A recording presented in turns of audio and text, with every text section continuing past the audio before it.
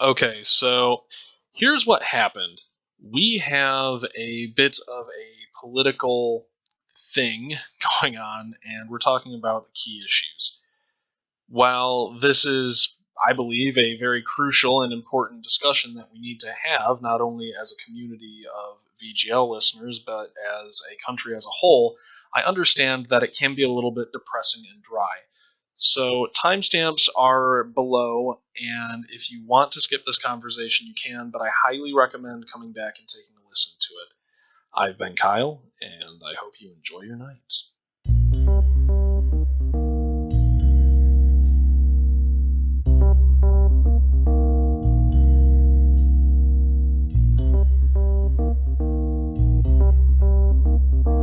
Hello and welcome to another episode of Video Game Logic. Today's show was recorded on February the 7th, 2017. I'm your host, Gaming Psychologist. With me, as always, my new best friend. Wait, new?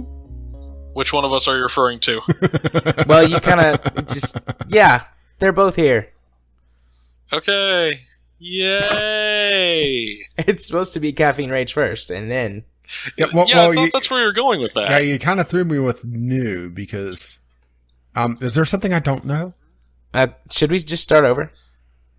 Sure, yeah, but I vote that we keep this intro and just have the flub just keep going, because that, for some reason, just epitomizes the VGL podcast to me. Sure, we'll start over.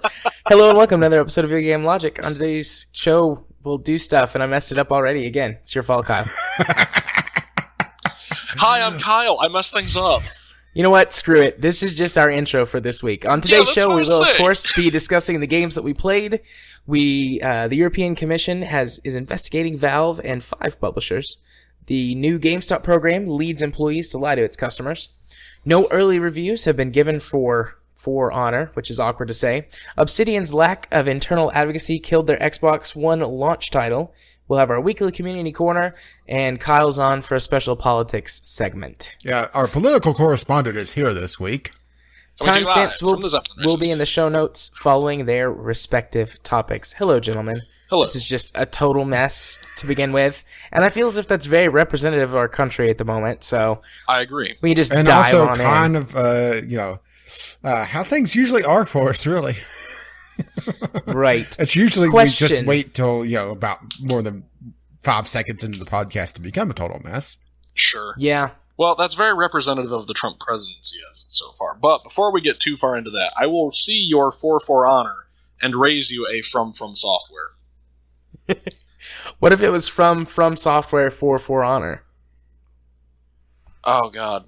We would need something left else. for honor. What about... Left for honor to from software. Left for honor. Left to from software. Left for honor from software's from software division. We've already lost all of our listeners this week. We fucked up so hard, so I guess it doesn't really matter what we're doing right now. Yes. Oh, I hope it's the second one, not the first one.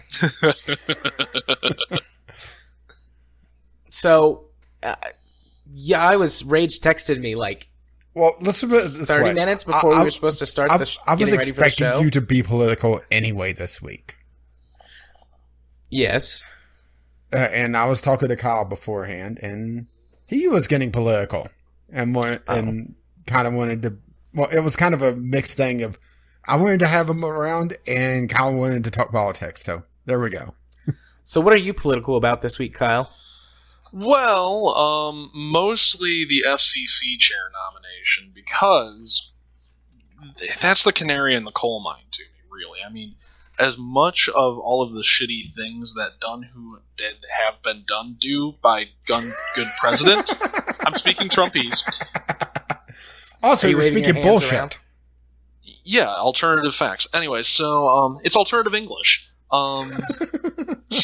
Sorry, that was a dumb joke. Wouldn't that be Spanish? No. That's Spanish for no. Oh my god, this has gone off the rails so hard. But basically, like I said, the FCC chair nomination is the canary in the coal mine. I'm curious if you guys were researched on that at all, or not so much. I saw the headline. Keeping up a bit with it, but let's just put it this way. There's so many controversies. There's so much bullshit that it's sort of like how Trump has become just immune to having scandals because he's had so many. And he's inoculated himself against them. It's the same thing with all the bullshit. There's just a certain amount of fatigue that is becoming a part of it. Like Monday, I had a really busy Monday, and I was like, I'm having a pretty good day. And then it dawned on me I hadn't had time to look at the news to be sad about something bad happening in our country. Sure, and yeah, that's exactly the word for it, is fatigue. The closest thing that I can think of is decision fatigue, because it's a conscious choice that you would have to make every day to go out and seek out the news, and it's obviously not the micro-targeted shit that's on Facebook. You need to go out and search actual news and not the alternative news.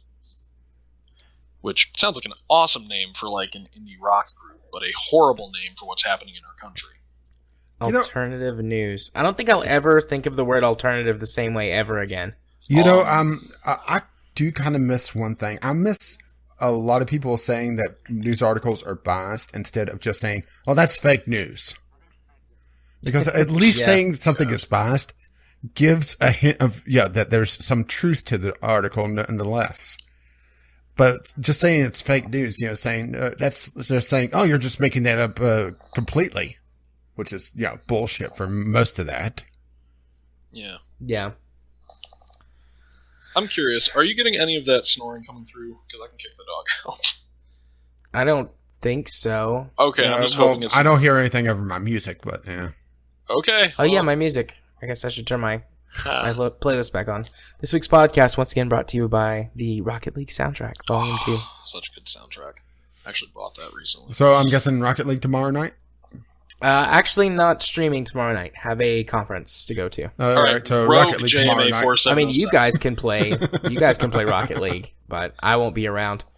We'll get home until like 10 o'clock, probably. We'll be streaming at Rogue JMA 4707. No, it's all. Did you guys really do that? No, not yet. No, you could. No, not yet, but we're thinking about it because that's you totally could. That's pretty damn funny. Besides, it's 4708 anyway. I don't know, that's starting to sound like a radio station. 4708 from the Rogue. Weasel. Coming at you from KBRO, the Bro. And next up is Crash with his gaming tip. The other night, I was listening to the Rocket League soundtrack, headed home from the clinic, and I turned the bass and everything up in my car sound system, which is pretty decent for a stock system. It was a Bose, I don't know, fancy 1,000-watt system that was part of the package with my car. And I might have gotten really heavy in the pedal on the way home. Really, really heavy. Had the rocket boost going, huh? I realized, I was like, oh, I should probably slow down and turn this music down because I'm a grown man with responsibilities, and if I get myself killed by being an idiot, Katie will kill me. She'll find a way to kill me. Yeah, then I'd have to edit the podcast with Kyle every week. You realize I do have editing experience, right? Yeah, true. I could just leave it to you and still be lazy. Oh, yeah, absolutely. As lazy as I am right now, which means just, collecting on the news stuff, doing the show notes, posting the podcast itself, doing the show notes there, making sure all the things are actually lined up. You don't collect all the news. You just get most of it. Okay, I 90%. have one or two stories. Yeah, but your news stories are alternative. They're fake news stories. Okay, but... So, Sorry, go ahead. Before we get too far off of this, I do have a fun story. Too far off of what? Have we actually had a track yet? We haven't. We never really got started. Okay, but you were saying about the Rocket League soundtrack and getting your bass thumping in the car. Back in college, I played Payday 1 with my friends a lot. Like, really fun game. So I ended up getting the soundtrack to the game and throwing it on an MP3 player. And I was living in a dorm at the time. And the first mission, First World Bank, decently fun mission, really iconic soundtrack, and there's this little bit of drum undertone right before you start the robbery. It's or something. It's really low and it's hard to mimic with my mouth. But then bass drops and like it gets into high gear. So I was actually walking to go get my laundry, and I was like, oh, I'll listen to the soundtrack, see how all the tunes are on it. As soon as the bass dropped, I immediately started running down the hallway, and I couldn't tell you why. And then I'm like, why am I oh shit, the game programmed me. Fuck. Nice. And then the game is playing you. Dum bum bum. Okay. I'm okay with that. So do you want to know why I'm political this week? Yeah, sure. The main reason I'm political? Betsy DeVos. That the person who was confirmed by a tiebreaker. I think that's the first time that's ever happened, actually, where the vice president had to come and be the tiebreaker in the Senate. Yeah, which is hardly surprising how he broke the tie. Oh no, he voted to confirm her as the Secretary of Education. She has no business to be there. She has no educational experience at all. She's got a lot of experience at raising money and giving it to Republicans. Oh, this is perfect. That touches on things that get a little tinfoil hatty with my political discussion, but well, let's go. The biggest problem that I have is that she wants to defund public education, which is the worst thing, probably the worst thing that you could do ever to any country. We'll make a lot more Republican system. It'll make a lot more Republican voters because they could just lie a lot easier. Yeah, it's a lot more nuanced than that. Basically, what she wants to do is create a system of school vouchers to send kids from public school to private school. Oh. But all of the ways that it's been presented basically means that the money is going to go to families who already can afford private school. And that funding, which would be going to public schools, is going to this voucher system. So the federal government paying for high-income families' kids to go to private schools. Well, that strikes me as plausible. Very Republican. Oh, yeah. And very 21st century Republican. Absolutely. Well, and that makes me really mad, because I'm a huge proponent of a good public education system. I mean, the United States, I have no delusion that the United States has like an amazing public education system, but there are places where it has very good public education. Even where I live, out in the middle of BFE in Tennessee, we've got a decent public education system here, but we rely on getting a lot of government, federal government money, not state government money, for that, because Tennessee, I can't remember if this last year they were in a deficit or a neutral on their budget, but we don't make a surplus, so we can't afford to put any extra money into education. So we can't make up the difference that we wouldn't get from the Fed here in Tennessee. So basically my tweet was like, well, I guess we're going to homeschool now, because I'm not a huge fan of homeschooling, but that's more because of societal reasons. Like, I think a society is more productive when the parents can both work or at least pursue their own ventures and you send the kids to school. But and plus, King won't have quite as much social experience with other kids his age. Yeah, that's another reason. Although with the internet, and that's becoming less of an issue. I did some research recently on it because Katie and I were discussing, because I went to public school, she went to private school, and so she likes private schooling and homeschooling, and we had a long conversation about it. I was doing some research, but that's becoming less of an issue because of the internet and things. But anyways, I don't think that homeschooling is like evil or anything. Just my personal beliefs on society, to me, dictate that public school should be where your kids go, and then you can work or pursue hobbies or whatever. But I mean, if the public education system isn't there, Katie and I are both college graduates. I mean, I've got a master's degree for Christ's sake. So I know that I could do a better job than an underfunded public education system. Yeah. Well, to me, and a lot of the nominations, including but not limited to this FCC piece of shit. No, tell us how you really feel. I'm sorry. I shouldn't judge out of hand. And I'm not, because I did research. But, basically, you remember a couple of years back when they were trying to undo net neutrality? Yeah. Yeah, well, things are even worse now. Yeah, they're trying to take the Trumpian approach of Russian executive order the shit out of this, and basically, it's unfortunate. But like I said, this strikes me as both a historian and a political scientist. I don't know if I've mentioned this before, but I minored in poli-sci, so I know a little bit about what's going on. There's three main problems. You're probably looking at this thing and going like, what the fuck? Well, there's three main problems with the Trump presidency. The first is he's not a politician. Yep.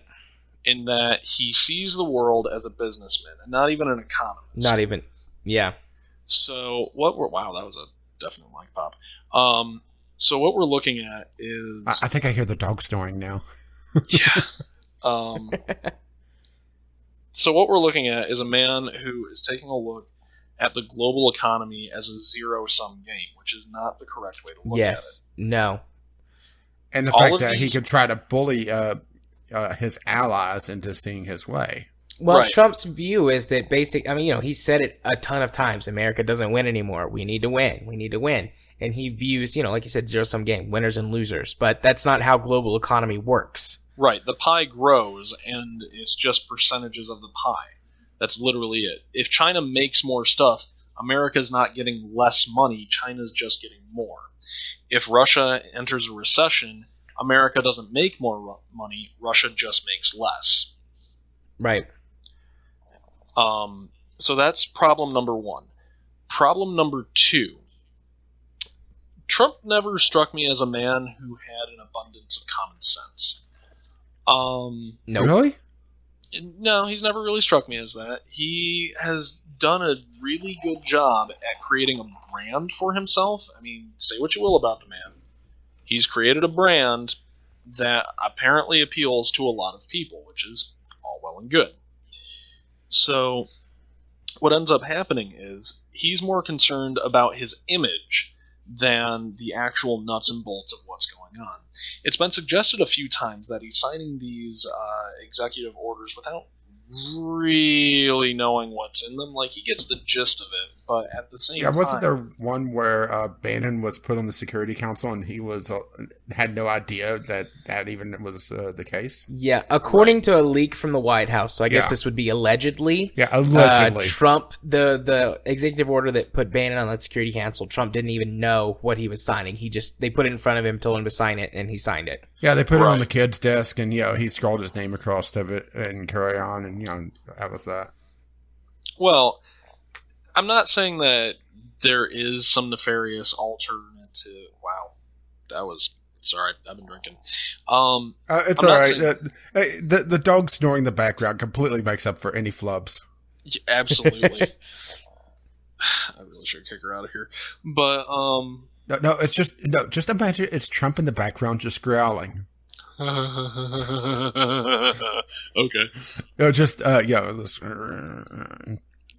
Sort of like how he's is whenever someone mentions, you didn't win the popular vote, or have you seen the newest episode of Saturday Night Live? Sure. I haven't seen that yet, but I need to see that episode. But let's just put it this way. I just watched a couple of clips on YouTube on their official channel, and that's about it. Damn.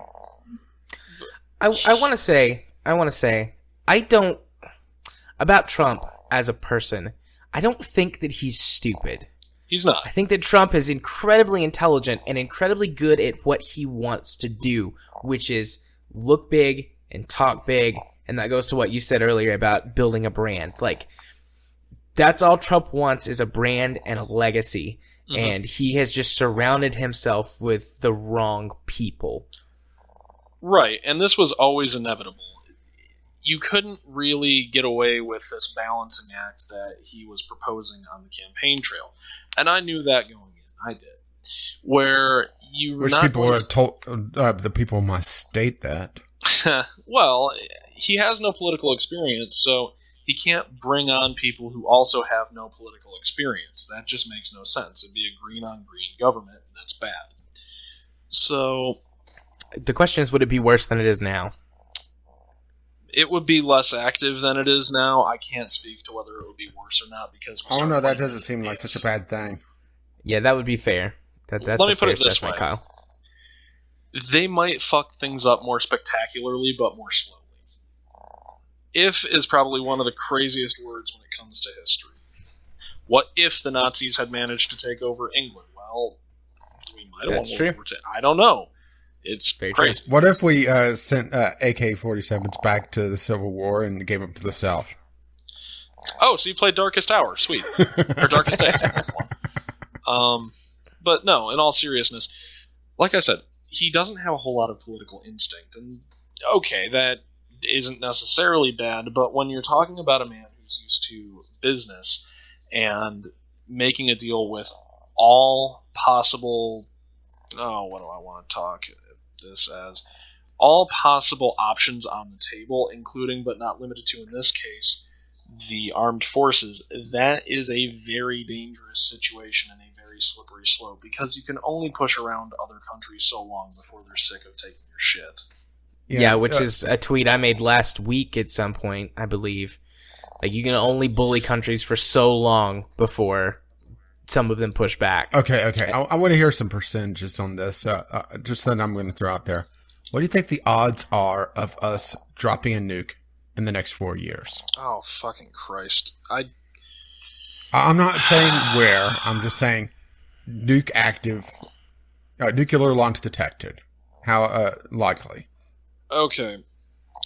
I'm going to derail this a little bit and talk nuclear, because this is a very complicated issue and it scares the shit out of me, so I think I should offer a little perspective as to why, because I know I don't really get into it whenever somebody's like, nuke, I'm like, oh god, no, please no. The problem with a nuclear weapon, especially if it was detonated in the United States, is you would immediately see a collapse of a lot of the social systems that are in place right now.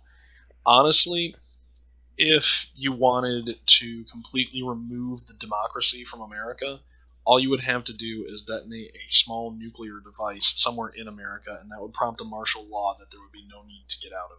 The History Channel actually does a pretty good job explaining this, but more important... Is that before or after On Stars for 5 hours? It was a special. They had it on before they got stupid. I don't remember. I think I've seen it before, actually. I think I know what you're talking about, because and this was before, several years ago, before we relied even more on social media and the internet. We were still coming into that age, but basically, the detonation itself, the actual destruction, would be nothing compared to a combination of government response, martial law, and the EMP wiping out huge swaths of technology around where it was detonated. Yes, and didn't they speculate that airburst weapons would be more effective at collapsing society than just a nuke detonated in a city or something?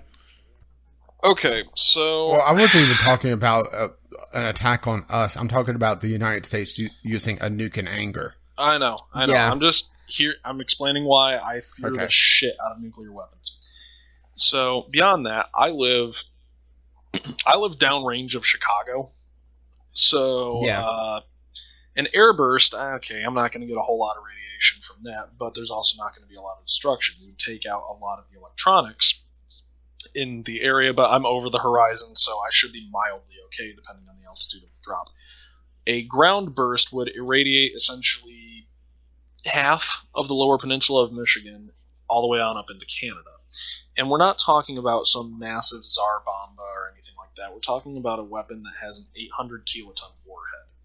Now that is enough to completely vaporize, if the center of detonation is, let's say, Michigan Avenue, that's enough to vaporize as far south as the Sears Tower and as far north as the Hancock Tower, and the blast radius would probably reach out to at least Brookfield.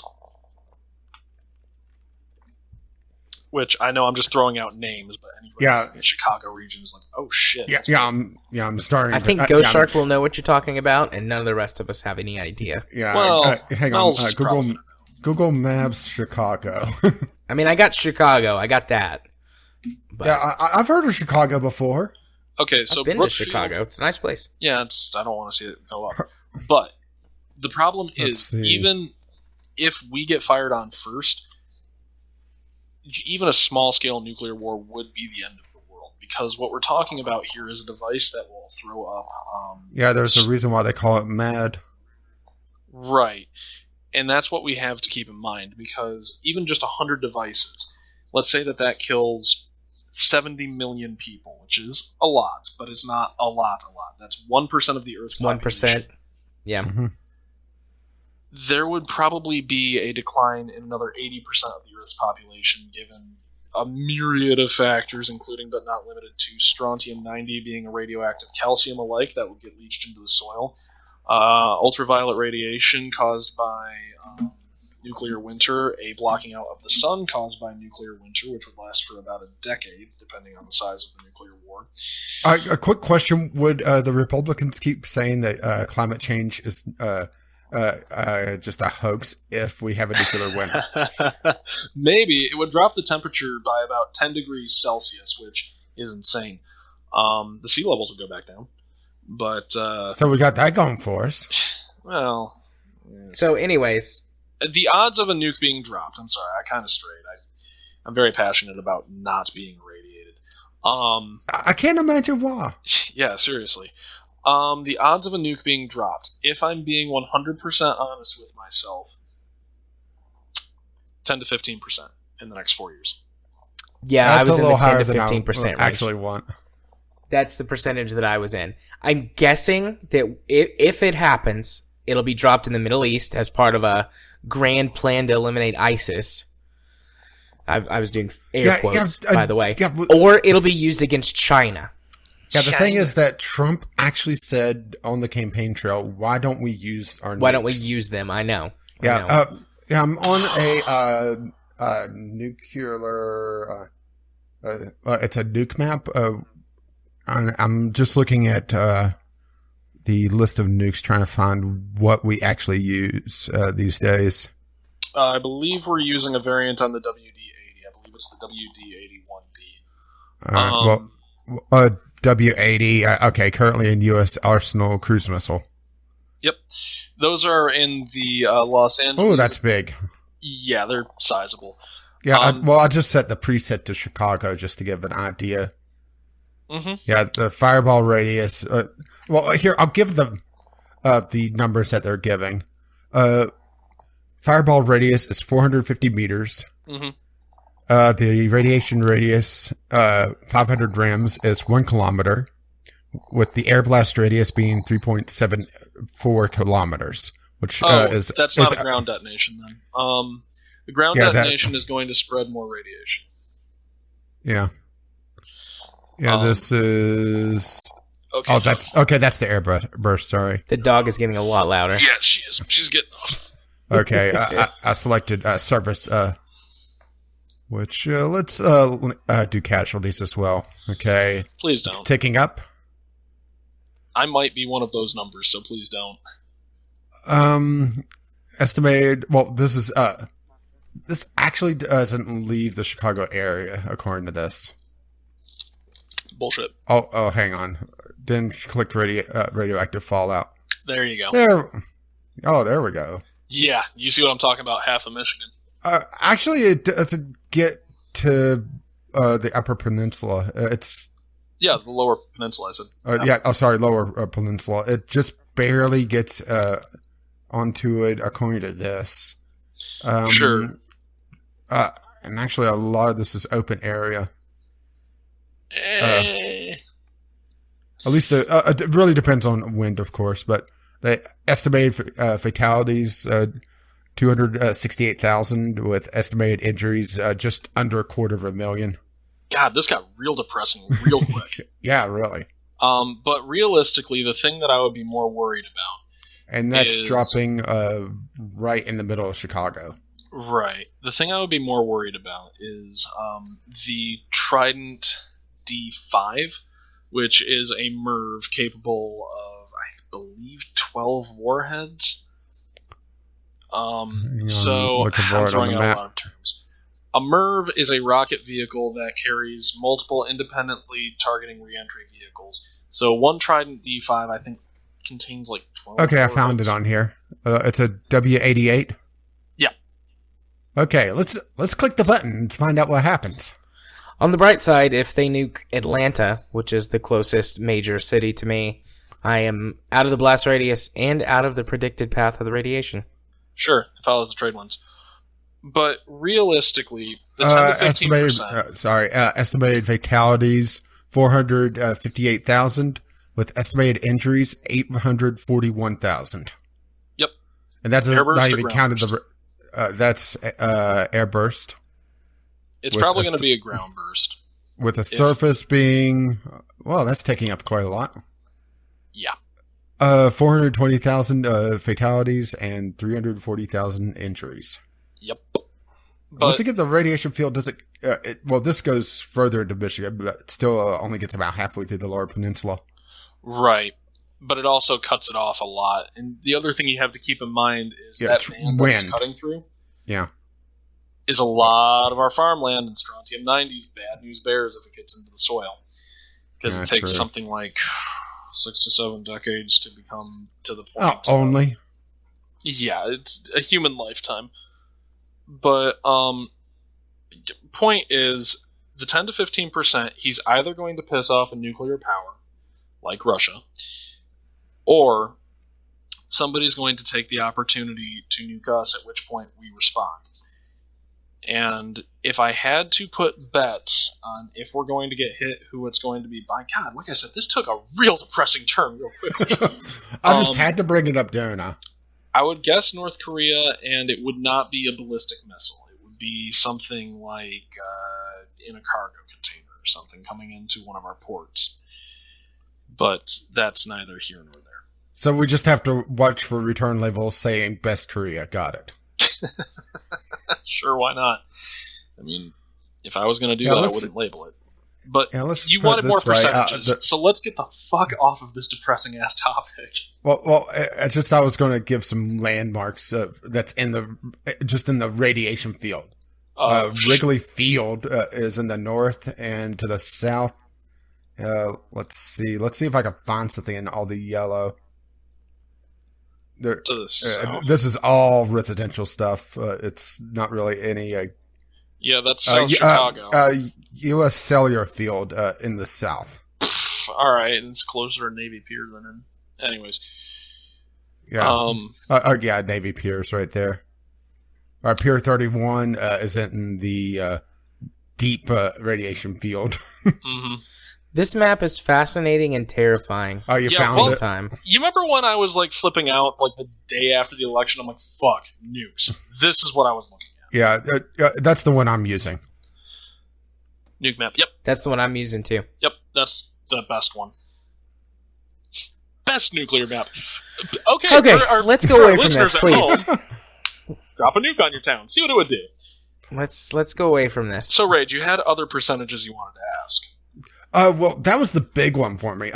Also, excluding just nuclear weapons in general, just starting a huge conflict. I put that in the 60 to 70% range. Actually, I'm a little bit lower on that one. I'm in like the 25% range. Over the next 4 years. Yeah, over the next 4 years. My thoughts are that the American people by and large, do not want war. And a nuclear war would be something a little more that would happen a lot faster.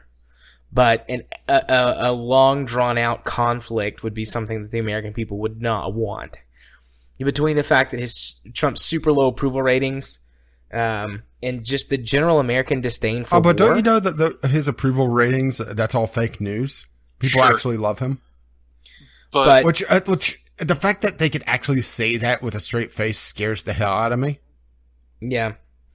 So what are the odds on impeachment? Until 2018, 0. No. Impeachment, it's gonna be like nailing Jello to a tree. Because he is just... Rage said it best. He's scandal-proof. I mean... You can't. There are large amounts of people calling for impeachment already. Yeah, but even the thing congressmen. is that boy, I'm going to piss off some people with this. Is that the Republican Party are way too scared to try to do anything to them right now. Winner.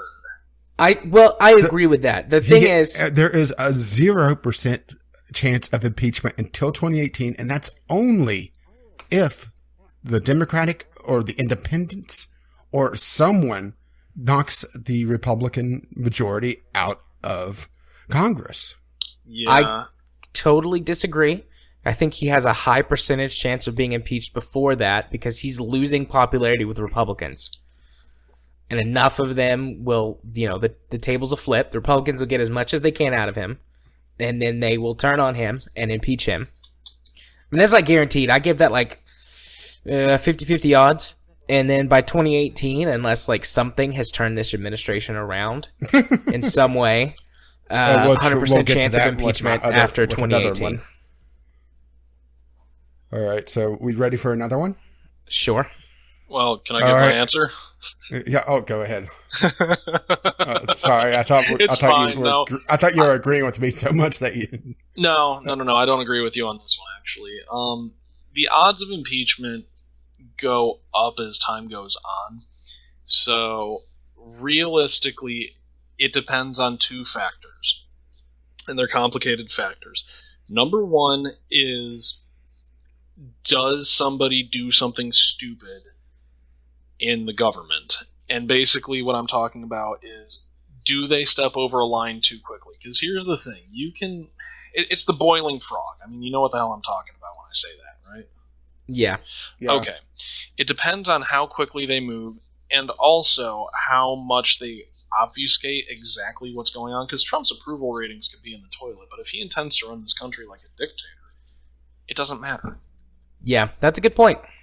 So what we have to look at is, how quickly can the Congress gain a backbone? Because what you're thinking is, in 2018, we're going to see a fundamental shift as to who controls the legislative branch. But what you should be asking yourself is, will the legislative branch even matter in 2018 if things keep going this way? That's a good point. And flipping the legislative branch is still going to be difficult in 2018 because a lot of Republican seats are not up for re-election in 2018. I mean, there's enough that if Democrats win all of them, or at least most of them, it will flip. But, some of them are in deep, deep Republican states, so... Well, I mean, even in my area, which is primarily red, I saw probably the saddest fucking anti-Trump rally I've ever seen in my life. They were standing outside of the representative for our area's office, and our representative's a good guy. He actually interacts with the community and whatnot.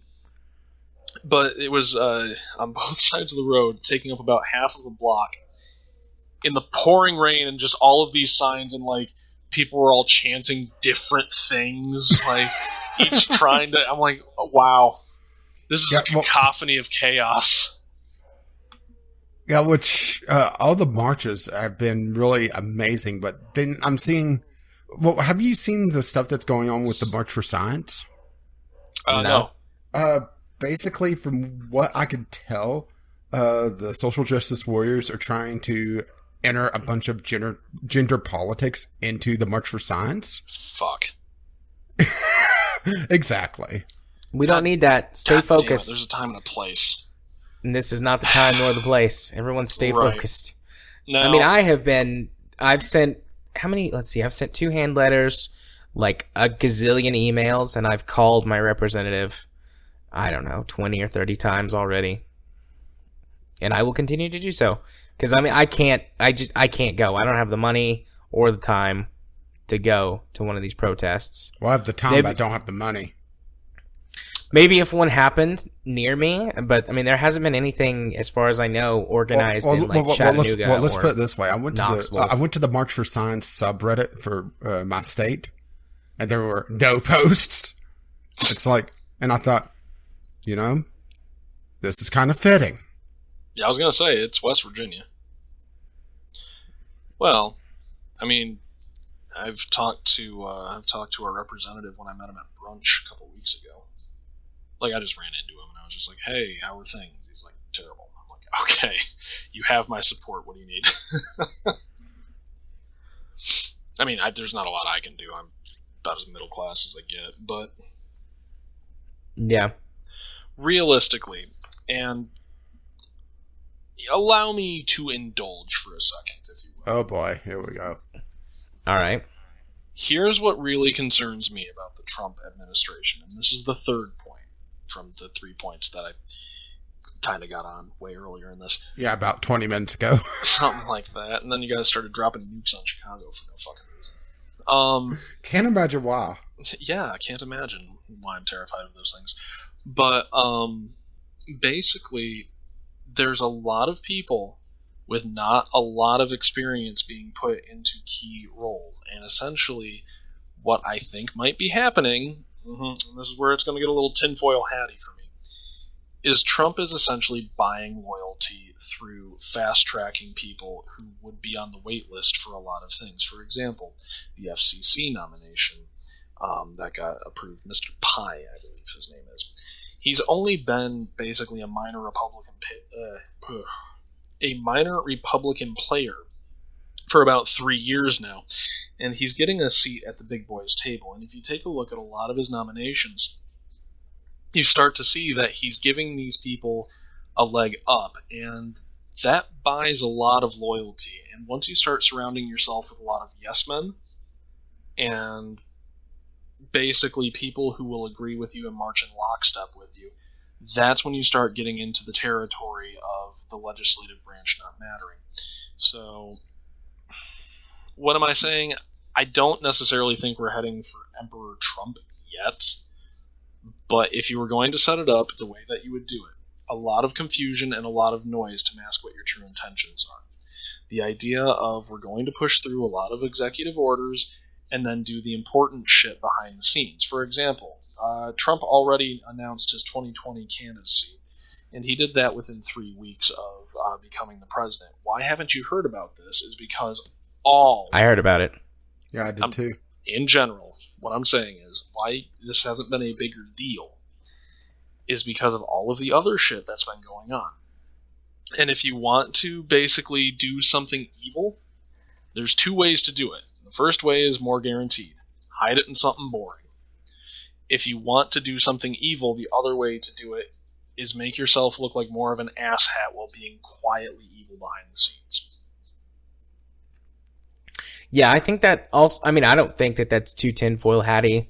I think that's well within the realm of possibility. I mean, like, if this, if you'd made that suggestion about Obama or, Bush, even, I would be like, yeah, maybe you're being a little bit crazy. But, I mean, Trump really has been exhibiting a lot of those tendencies. I mean, everyone keeps saying, like, well, this isn't a thing, like, this can't be a thing, and then he goes and does it, and it's like, how is he getting away with this? Why isn't any, like, there's just so many bad decisions he's making that absolutely could be him, definitely gaslighting us, basically. Sure. And that's the sort of thing that, could potentially, we miss the thing that's the real thing, like, the whole putting Bannon on the Security Council thing. I think that was one of these, and Trump is very impatient. He's very used to people just doing what he says because he's big, powerful businessman. He's Donald Trump. And the American people and the American government doesn't work like that, and he's made some missteps at the very beginning trying to shove stuff down people's throats, and he's encountering resistance from people who are also powerful and used to getting their way, or at least having to deal with this. And he hasn't learned the game yet. Pretty much. And this presidency so far has done something crazy. Really? It's made me agree with, and this is not a carte blanche endorsement of the man, it's made me agree a little bit with Glenn Beck. He wrote a book a few years ago called The Overton Window. It's a pretty interesting read. Not very well written, but it's a pretty interesting read.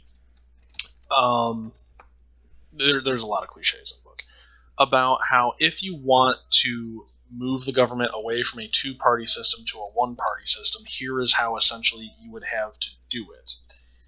And a lot of the things that happened in the novel are starting to happen a little bit in real life. And while I don't want to sit here and cry Illuminati, I do want to point out that if somebody is bound and determined enough to take power, and he finds a way to do it where the public has no fucking clue until it's too late, you wind up in a situation like what was had in Rome. Right. I have a question, and this is getting a little bit into the sad territory again. But Sure. do you think that this might cause a civil war? I think it's definitely a possibility at this point where you are just seeing such a divide. Yeah, I don't want to be too defeatist or alarmist or anything. You tread a very fine line between just discussing a possibility and letting it kind of become your reality. Okay. Well, I do think we need to have these conversations. I'm going to broaden it a little bit and say that there's a very, very strong possibility that this administration ends in violence. I'm just not sure how. Absolutely. 99%. The end of our transfer of power. I heard someone say, heard this in person, say that they figured he would wind up assassinated. And I don't know if that's the case. Possibility? Sure. There's always a possibility of a president being assassinated, and certain presidents certainly have a higher chance, but I don't know if that's the right move. No, God, no, it's not. I mean, can you imagine if Trump gets assassinated? What he would become the worst sort of martyr. Well, he would be a martyr. That is the bigger problem there. Okay, the odds of a civil war are pretty low. We're not going to see it in the traditional sense of you have some people who support the government, you have some people who are against it. What you're going to have, if we have any sort of uprising at all, is going to be a citizens' uprising, and I don't think the army would do too much to stop that. Simply, I think a stronger possibility would be more just states wanting to leave the union in general. Well, particularly blue states. I mean, just look at him bickering with California. Oh, God, that bullshit. You mean him bickering with everybody, not just California, everybody? Yeah, well, California he was picking on in general.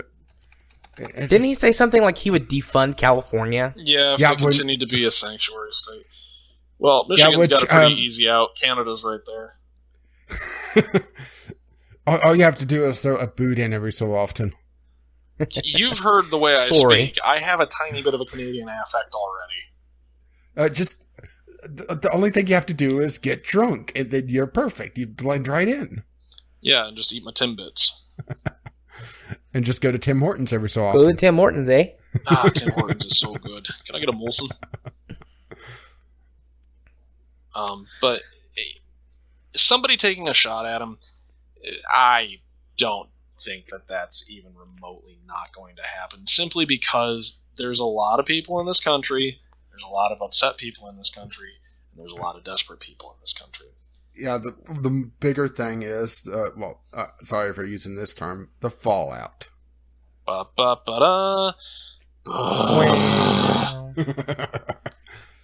Because can you just imagine, even if he's just injured, what just will happen?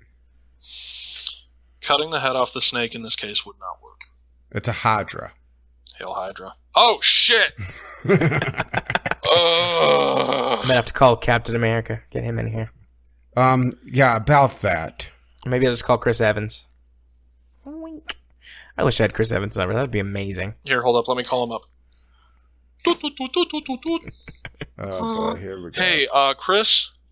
I told you never to call me here. Yeah, I know, but we need you. You're Captain America. No, I'm playing Captain America. Okay, bye, Chris. Yeah, he's not going to help us.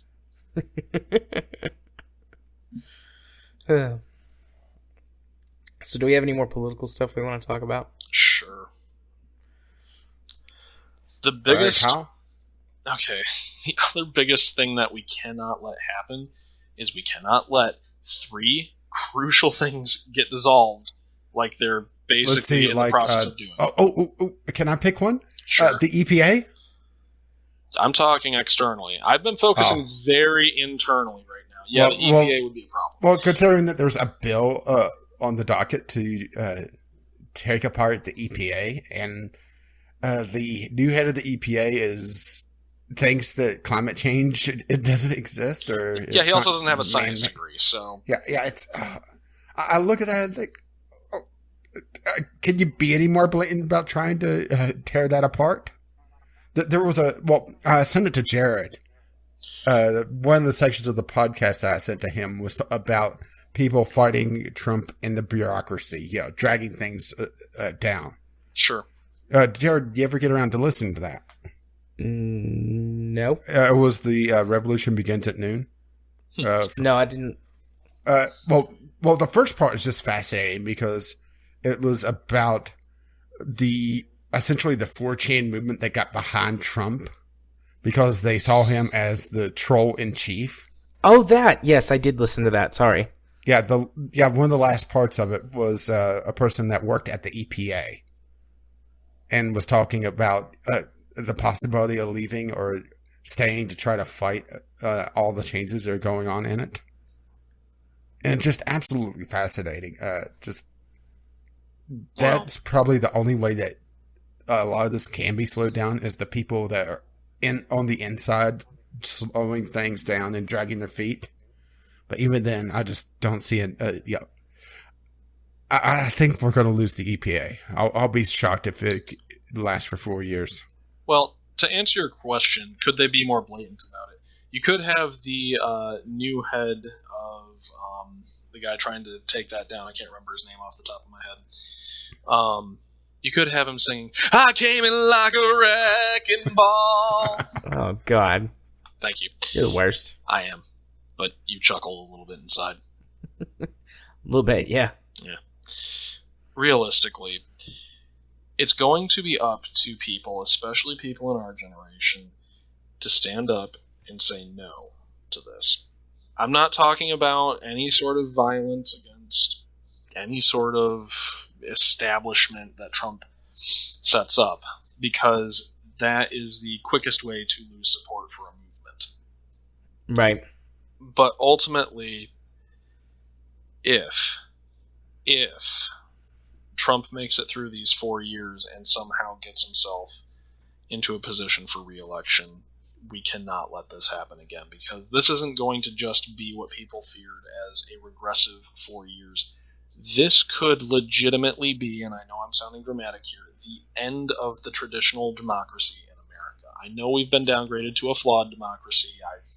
We talked about that. But realistically, the idea of a representative democracy could be at stake here. It is that serious. Right. No, I completely agree. Yeah, same here. Which was bringing me to one of the other chances I wanted to have. The percentages, the percentage of a 2020 election in general. 50-50. And I should say an open, free election, not Say that again. Sorry. The odds of there actually being a completely legitimate election in 2020. 0. 50-50. The question is, can we overcome all of the rigging of the election in their favor? And when I say rigging, I don't mean well, maybe, but I don't intend it to mean like paying voters or illegal voters or whatever. Just gerrymandering and making it difficult for people to go vote. Having like deadlines and not enough polling locations and things like that. I mean, I think it's a 0%. I don't feel like we had a legitimate election this time. Well, honestly, the Electoral College should have said no to Trump. They should have. They should have looked at him and said no, because that was their entire point, was to prevent essentially someone like Trump getting in. From what I understand of the Electoral College, that was the entire point of it. Yeah. Kind of. I mean, that was a... Close enough, right? ...point of it. It was a point. The other point was to keep poor people from voting. True. Yay, classism. But, the other thing is, you have to ask yourself, at the end of the day, when you're looking back on things, can you say, I feel good about what I did here in response to this? Because this is going to be something that will be written about in history as an era. For example, this is going to be what the greatest generation had as their Great Depression. This is going to be the thing that defines our generation as having lived through it as adults. Yeah, the real fear I have is no one being around to write about the end of the Dark Ages. Well, I don't want to get too terribly apocalyptic. All I know is I'm stocking up on provisions and ammo. Well, the thing about post-apocalyptic stories is that in the end, they're all optimistic that people actually survive.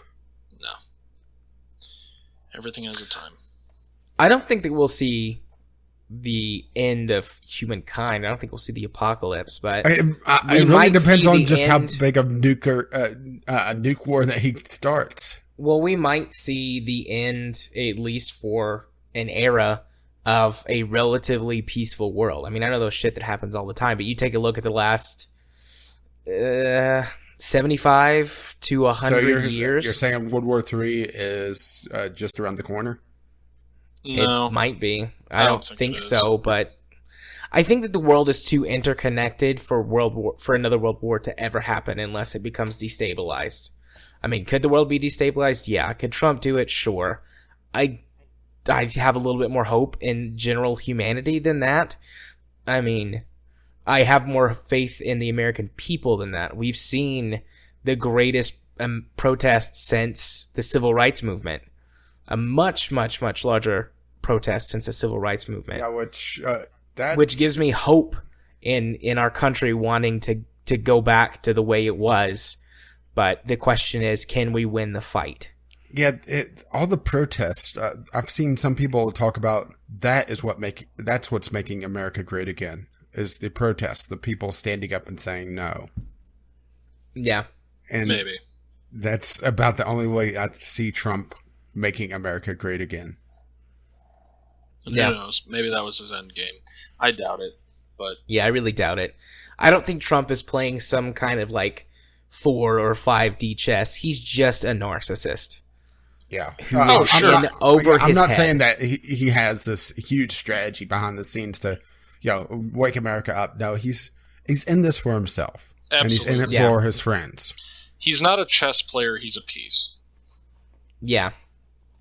He is a pawn in a much larger game that he doesn't realize is being played around him. Yeah.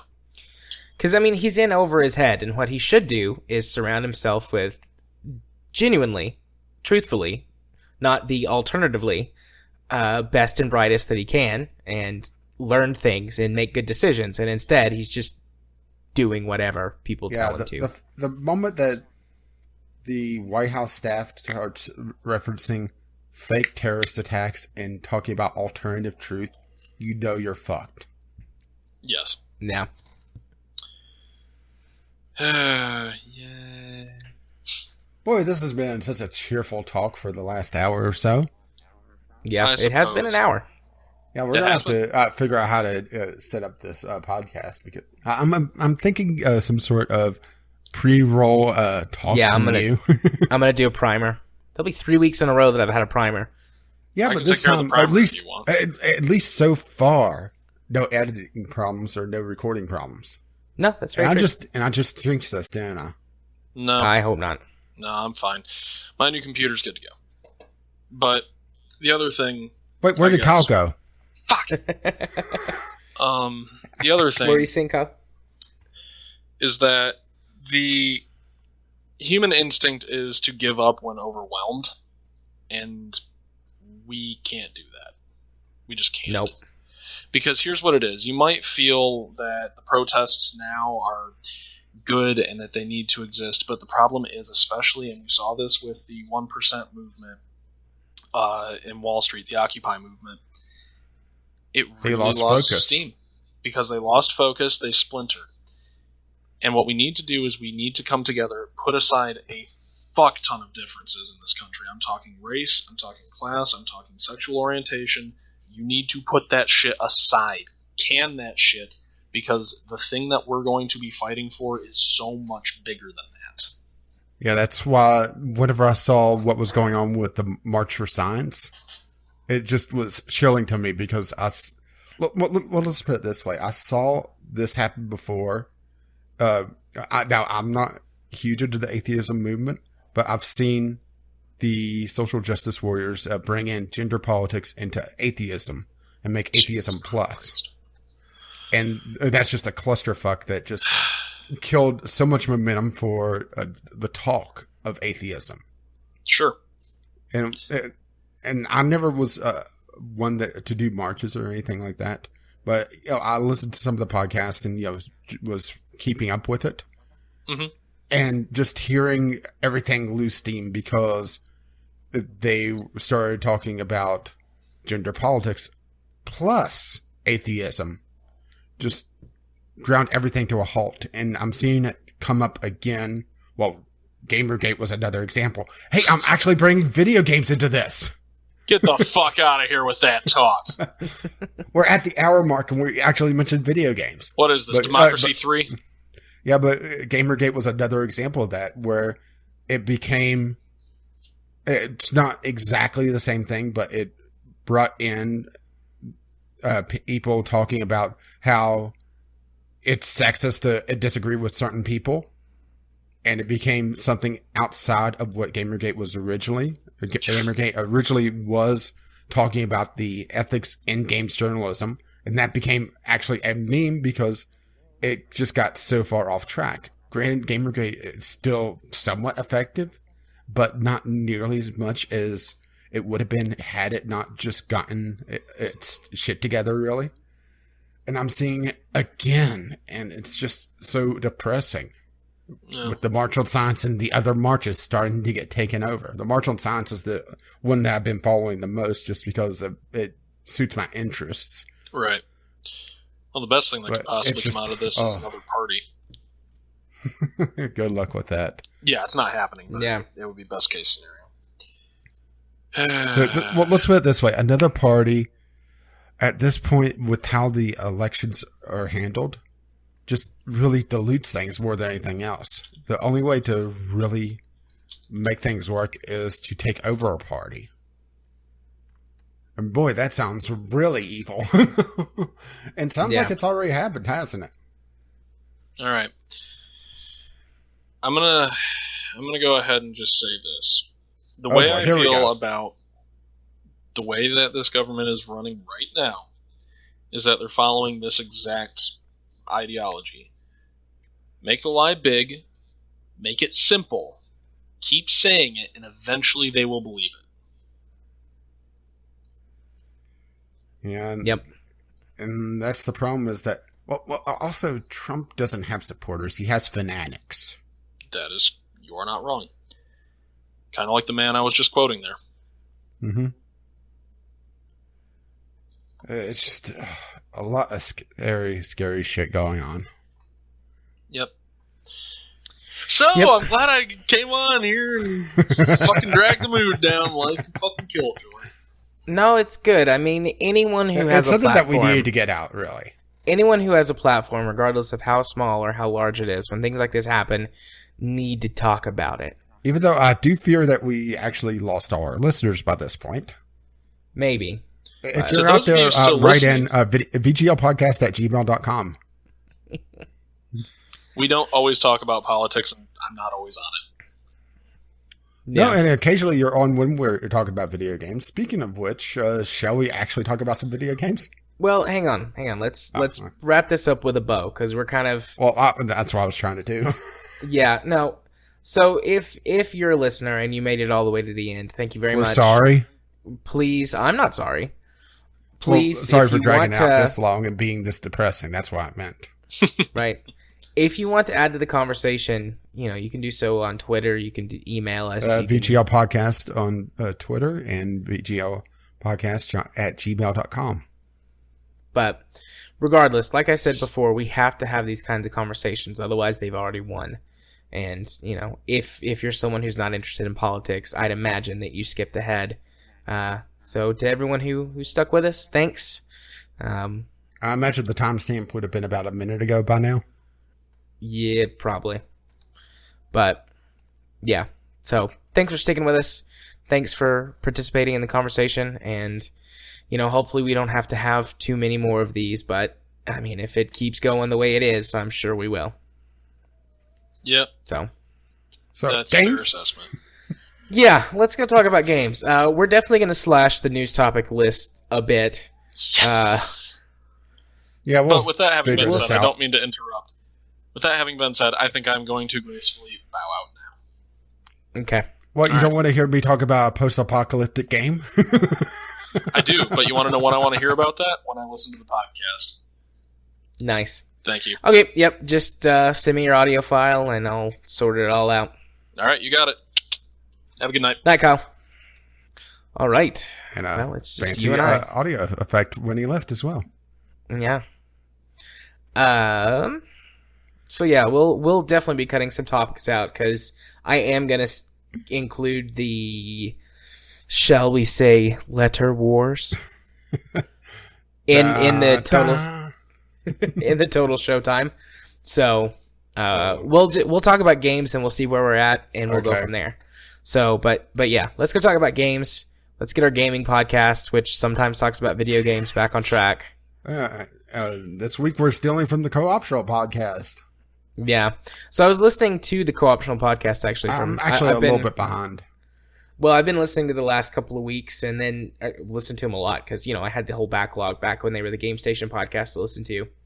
You're Total Biscuit, and I'm Jesse Cox. Because you're just, grumpy and angry and negative about everything, and I'm like, hey, check out those anime boobs, huh? Aren't they great? So does this mean I have to go get cancer now?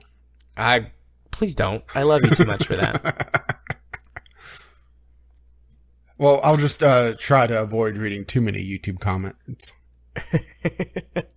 Okay, so games. What'd you play this week, Rach? Well, my mobile game for the week, I'm trying to play a little bit more mobile, and some treatments I'm doing kind of immobilizes me for a few hours, so it's either watch anime or I'm playing a mobile game, which I'm kind of stealing your thing there if you're Jesse Cox. That's fine. But I played Buried Town. This is a mobile post-apocalyptic zombie apocalypse in this case. Survival game, base building and going out collecting resources. It's not bad, but the thing is, I have a couple of problems with it. One, there's a real order of operations to everything in it. If you build your garden, if you haven't built the distillery, the garden is completely a waste, and you just wasted your resources. And resources are so scarce that if you have a bad roll on your loot, you may not even get enough stuff to build the stuff that you need. So it's kind of, they try to do sort of a roguelite esque thing with all the random last loot and everything, and it's kind of hit or miss just if you can actually get through it. And it also gets into the monetization where they have different characters that presumably you could unlock, but you could also fast track it by giving them $2. Yeah. And it's the same thing for supplies. You could give them a couple bucks and finish a project or get some resources. I can't remember which, and it's been a few days since I loaded up the game, to be honest, because I was a little unenthused with it, to be perfectly frank, which I'll get to why in just a moment. Okay. Oh, well, the big thing is that you can pay a couple bucks and get a dog that helps you in combat, and the combat is very uninspired. Yeah, which is why that was the big turnoff for me, is that you essentially decide if you want to initiate combat or not, and that's all your choices. Everything else is automatically played out. You don't try to figure out how you want to approach the zombies. It's just you swing your weapon, or if you've managed to craft a gun, which you build with gun parts, you shoot the zombies, and hopefully they don't get to you and bite you and cause you to get infected, which means that you have to go back to your base and get medicine, assuming that you don't carry it with you. And even if you're carrying it with you, here's another thing that kind of annoyed me with it. Unless I just couldn't find it in the fucking game, you cannot use things in your inventory while out in the field. And this is a survival game that has a hunger bar. Oh, fun. Yeah. So you can't take snacks with you. Exactly. Have to go back to your home base. Yeah, I was constantly going back to my home base to heal up and eat a bite to eat. And it's one of those things that I like the idea of, but the implementation of it just was terrible for me. And maybe, just maybe, the problem is me. I'm used to PC gaming where things are a little bit more deep. Right. Yeah, I'm wearing some sort of active combat where, I'm trying to pick off a particular zombie, for example, or I'm at least choosing a stance. Trying to deal more damage, but I leave myself more open to getting attacked myself, that sort of thing. Right. But instead, it's just, do I want to fight these zombies or do I want to try to run away? And it just felt really shallow.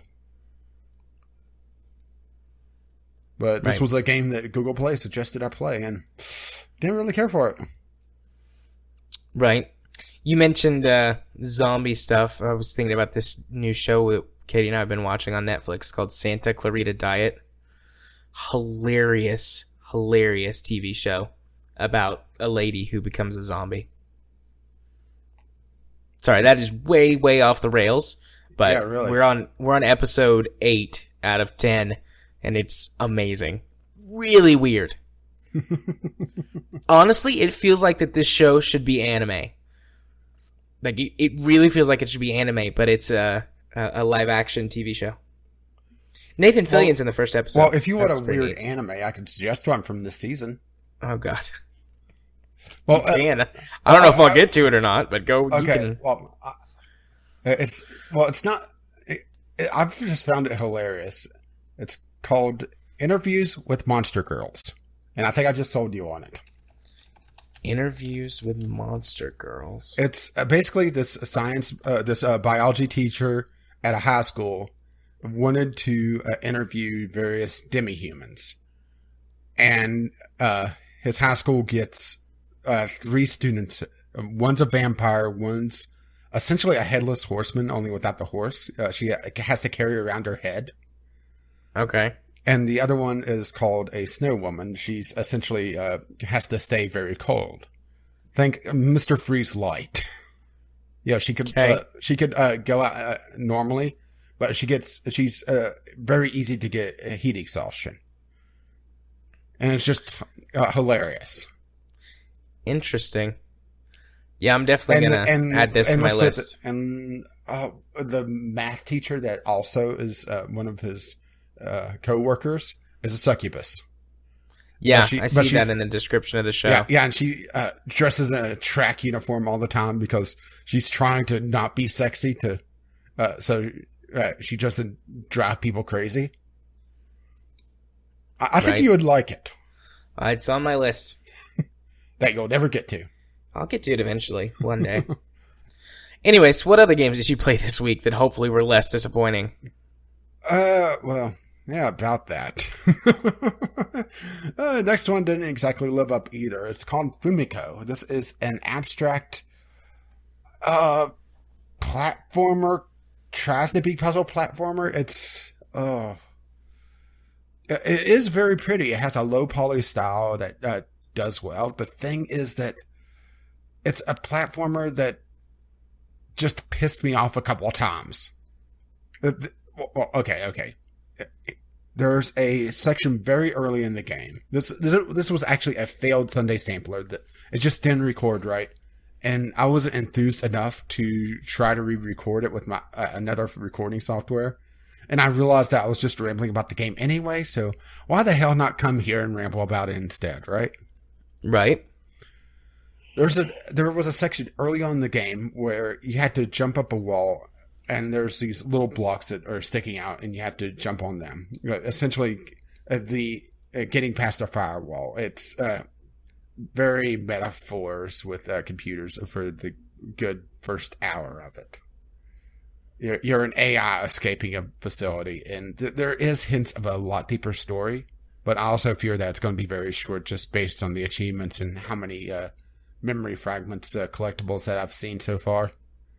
But trying to climb this wall, there's like a 1x1 square that you have to jump on. And think a giant wall in Minecraft with blocks sticking out of it. And you have to jump up and land on them. All right? Okay. Is that envisioning enough for you? Yep. Well, there's enemies in this area that can fly, run, I would say about 75% the speed you do, and they just nudge you. Okay. And it's a very long platforming segment that has no checkpoints. Okay.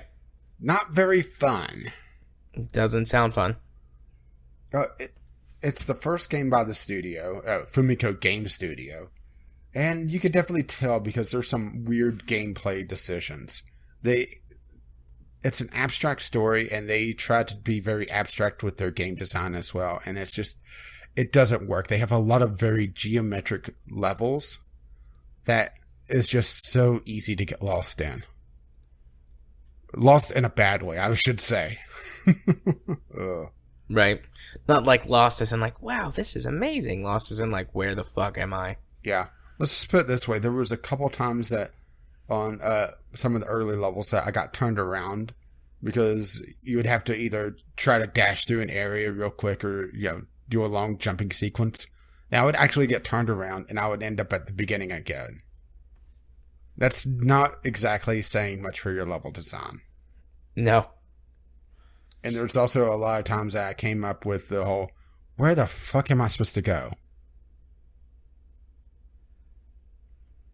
And the thing is, this played a pre-release version of this as well. It's not even released until next week, actually. Oh. Well, aren't you fancy playing a not-so-fancy game early? Yeah, you're just jealous because I get all the shitty indie games. Yeah, absolutely. I want all the shitty indie games. How about we have a non-shitty semi-indie game? All right. Give it to me. All right. Well, I finished off Valiant Hearts: The Great War. My recording of it. Nice. I'm not going to go too much into the ending of it. I think it didn't impact me nearly as much as I was expecting because I saw most of the ending coming a long ways away. It just it is definitely telegraphed to you. Yeah, it just I was wrong on the particular character. I was right on the particulars of it, the general theme. Right. It's just I was expecting a different thing to happen, but it was close enough that the impact really didn't happen. I'm being very vague because I don't want to spoil the story.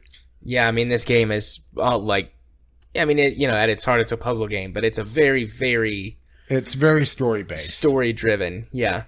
I will say that I didn't really have that many problems with the puzzles in general. I didn't... I do realize that there was a couple people that were talking about the middle of the game having some really nasty puzzles, and I definitely see that, and there was a couple places where I did struggle to continue, but I never felt like I got stuck. Yeah. Probably the big thing for me was there was a lot of those, I didn't see that brick moment. Yeah, I didn't see that one little thing over there that I needed to click on. Yeah. Yeah. Yeah, which gets back to, I almost want to call this, it is an adventure game, because that's probably the best description of it, but it felt almost like the point-and-click adventure games where you had to pixel hunt for a while to figure out where to go next. Yeah, definitely in certain places. Yeah, the ending sequence, I missed a pile of bricks, and I was stuck for about 2 minutes because of it until the hint system, which I did like the hint system for most of it. There was a couple times that they didn't have hints that I wish they did. Yeah. They gave me a hint about something that I had no idea even existed, like, turn on this faucet. There's a faucet? Well, okay, go look for that then. I do hope that they continue the series, make another Valiant Hearts. I don't think I would run it in World War I again. unless It'd be interesting to see one in World War II. Actually, in Vietnam. I would prefer seeing something like maybe the Korean War. Oh yeah, Korean War. That would be good. Korean War, or even go Civil War,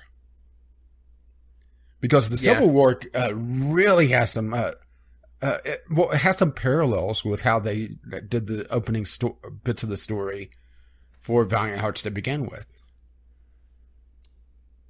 So it could really be set up similarly, but different time frame, of course. Yeah, it would be interesting. I mean, there's a lot of things actually that would be interesting to have one of these kind of similar things during. Civil War would be interesting. You could tell a great story there. Revolutionary War. Some of the things that are a little bit less tackled in games. Mm-hmm. Use this to kind of tell a story and have the puzzle mechanics. Yeah, which they did somewhat in this. I will say that it felt like they didn't really take that many risks with it. Yeah. With the story. Particularly with how things ended, really. I'm teasing the hell out of the ending. But I'm not going to say just what happens. It's just one of those things that it felt like they could have went a lot further with their theme, but they decided to back off at the last section. Yeah. I would have preferred maybe even having multiple endings. What do you think about that? Yeah. Because there was definitely a place for it. There was a couple places, actually, where they could have had a branching path to go down different endings. Maybe. It would be nice to have, but also I kind of like that they're telling you the story that they want to tell. I mean, it's not perfect, True. By all means. But sometimes I think it's nice to just have a game that's like, this is the story we wanted to tell. And that's the vibe that I've always gotten from Valiant Hearts. Like, This is the story they wanted to tell, and they made it, and they did a good job at it. Yeah, well, one thing I would have definitely changed was the name of the last chapter. Because, that just telegraphed so much of where they were going with the story. I don't remember the name of the last chapter. I mean, you don't have to say it. Well, no, I'll say it, and it's called Wind Crosses. Oh, okay. Yeah. I mean, that telegraphed way too much. Yeah. But then again, you can't really do the late World War I without talking about all the death. Yeah. But it just felt like it felt like too much was out there. Which is a story problem, not a gameplay problem. Yeah, definitely. Could have been a little less on the nose with that. Mm-hmm. I mean, it is a good chapter name, but maybe it should have been the epilogue. Right. Instead of a chapter name. Yeah, I agree with that. I think that would have been a better use of the name. But I did like the game overall. It's just... impact-wise, I think Brothers: A Tale of Two Sons hit me harder. Just because I didn't see the twist coming quite as much. And the twist happened earlier in the story. Yeah. Because when the things happened in Valiant Hearts, there was the end of the game. You had the credits and that was it. And also there was a huge tone shift. It was very, very cartoonish, particularly when you were still chasing Baron von Dorf. Yeah. Yeah, the first, I would say, 2/3 of the game was very, very cartoonish and not very serious. And it wasn't until midway through Chapter 3 that they started to really buckle down. I'm not sure if I felt like it was completely not serious. But it does get a lot more serious and dark in the last two chapters. Yeah, it's just, it felt like the tone shift, I think I know where they were going with the tone to begin with, having, the war being glorious to war being hell over the course of the war. Yeah. But it just felt like they they had things too light in the beginning and then almost too dark in the end. And there was never a real gradient. It was very, very sudden. I won't say what the kind of the catalyst was because it's a very big plot point. But there's this one particular segment in chapter 3 that you could feel the tone just completely shift on that point and just continues on from there. Yeah. I'm trying to remember, because like I said, it's been a while since I played this game, the exact moment that you're talking of. Yeah, well, I'll drop it in chat. Okay.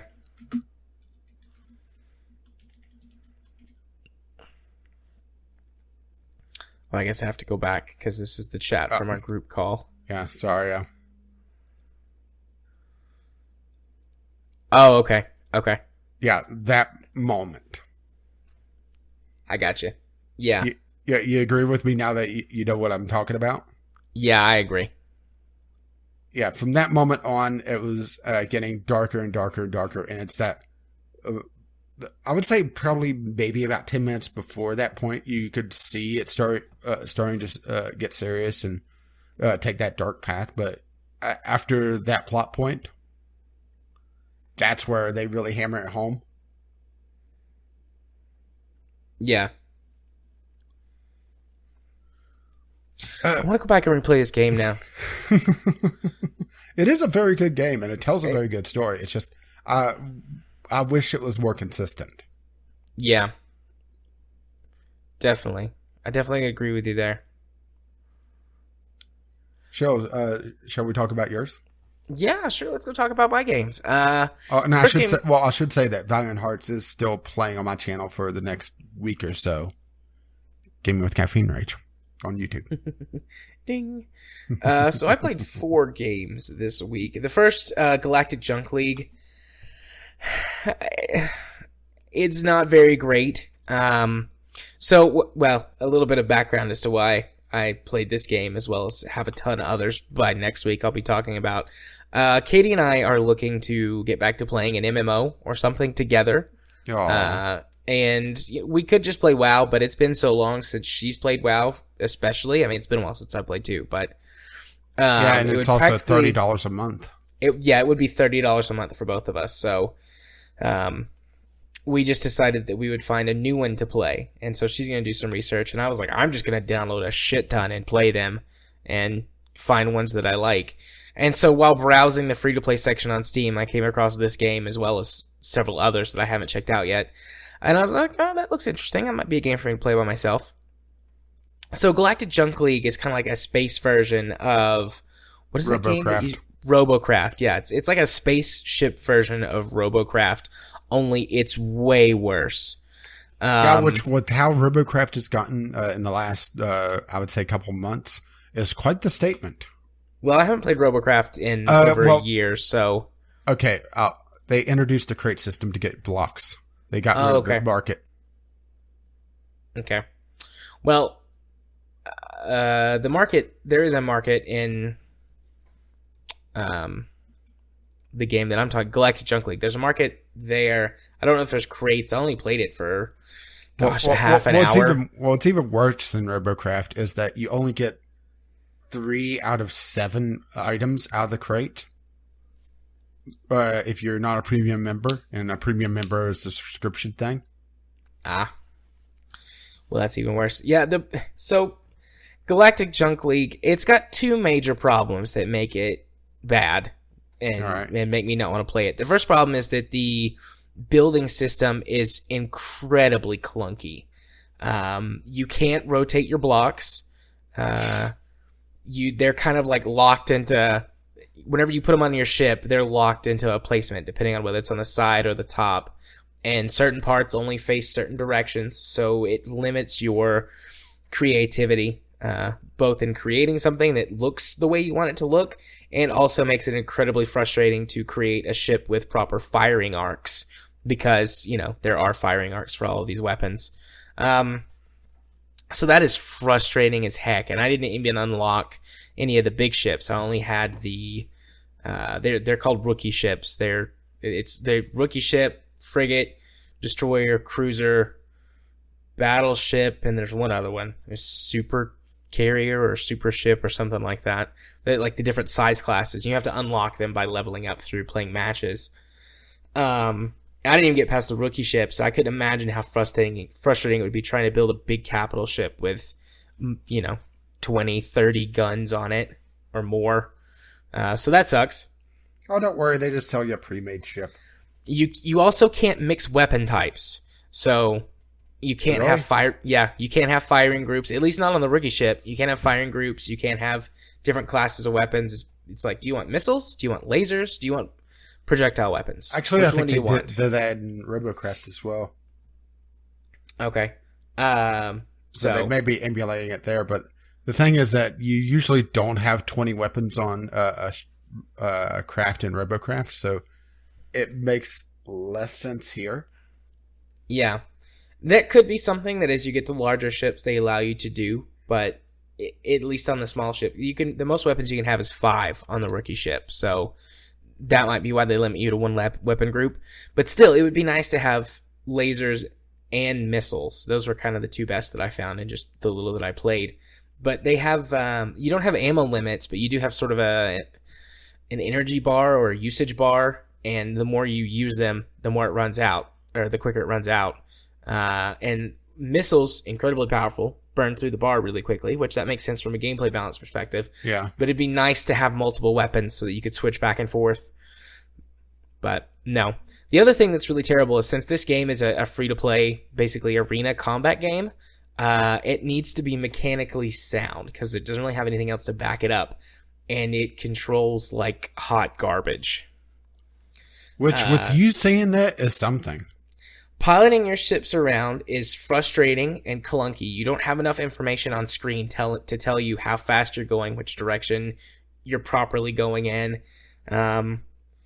And so it results in you crashing into things a lot, which obviously destroys parts of your ship. So you're more likely, I was more likely to get killed by running into something because I didn't realize how close I was to it because there's no proper sense of scale. Everything just kind of feels like, oh, that's over there, and then all of a sudden it's right in your face.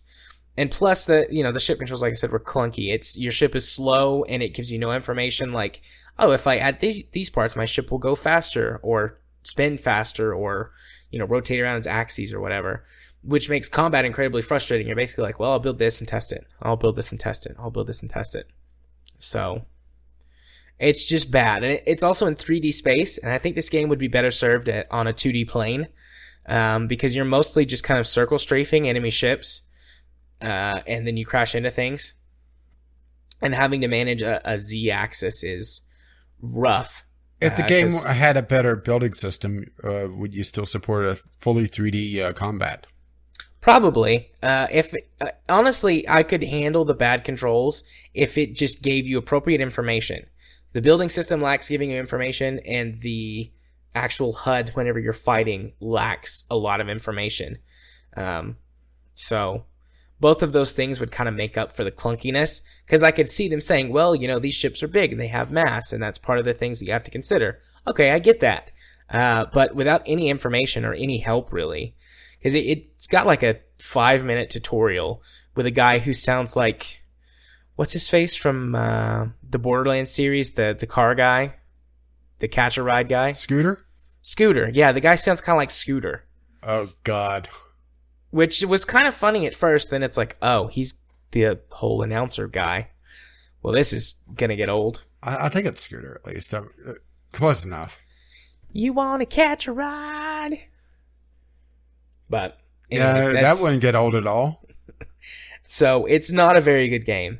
It's it's an early access, it might get better sort of deal.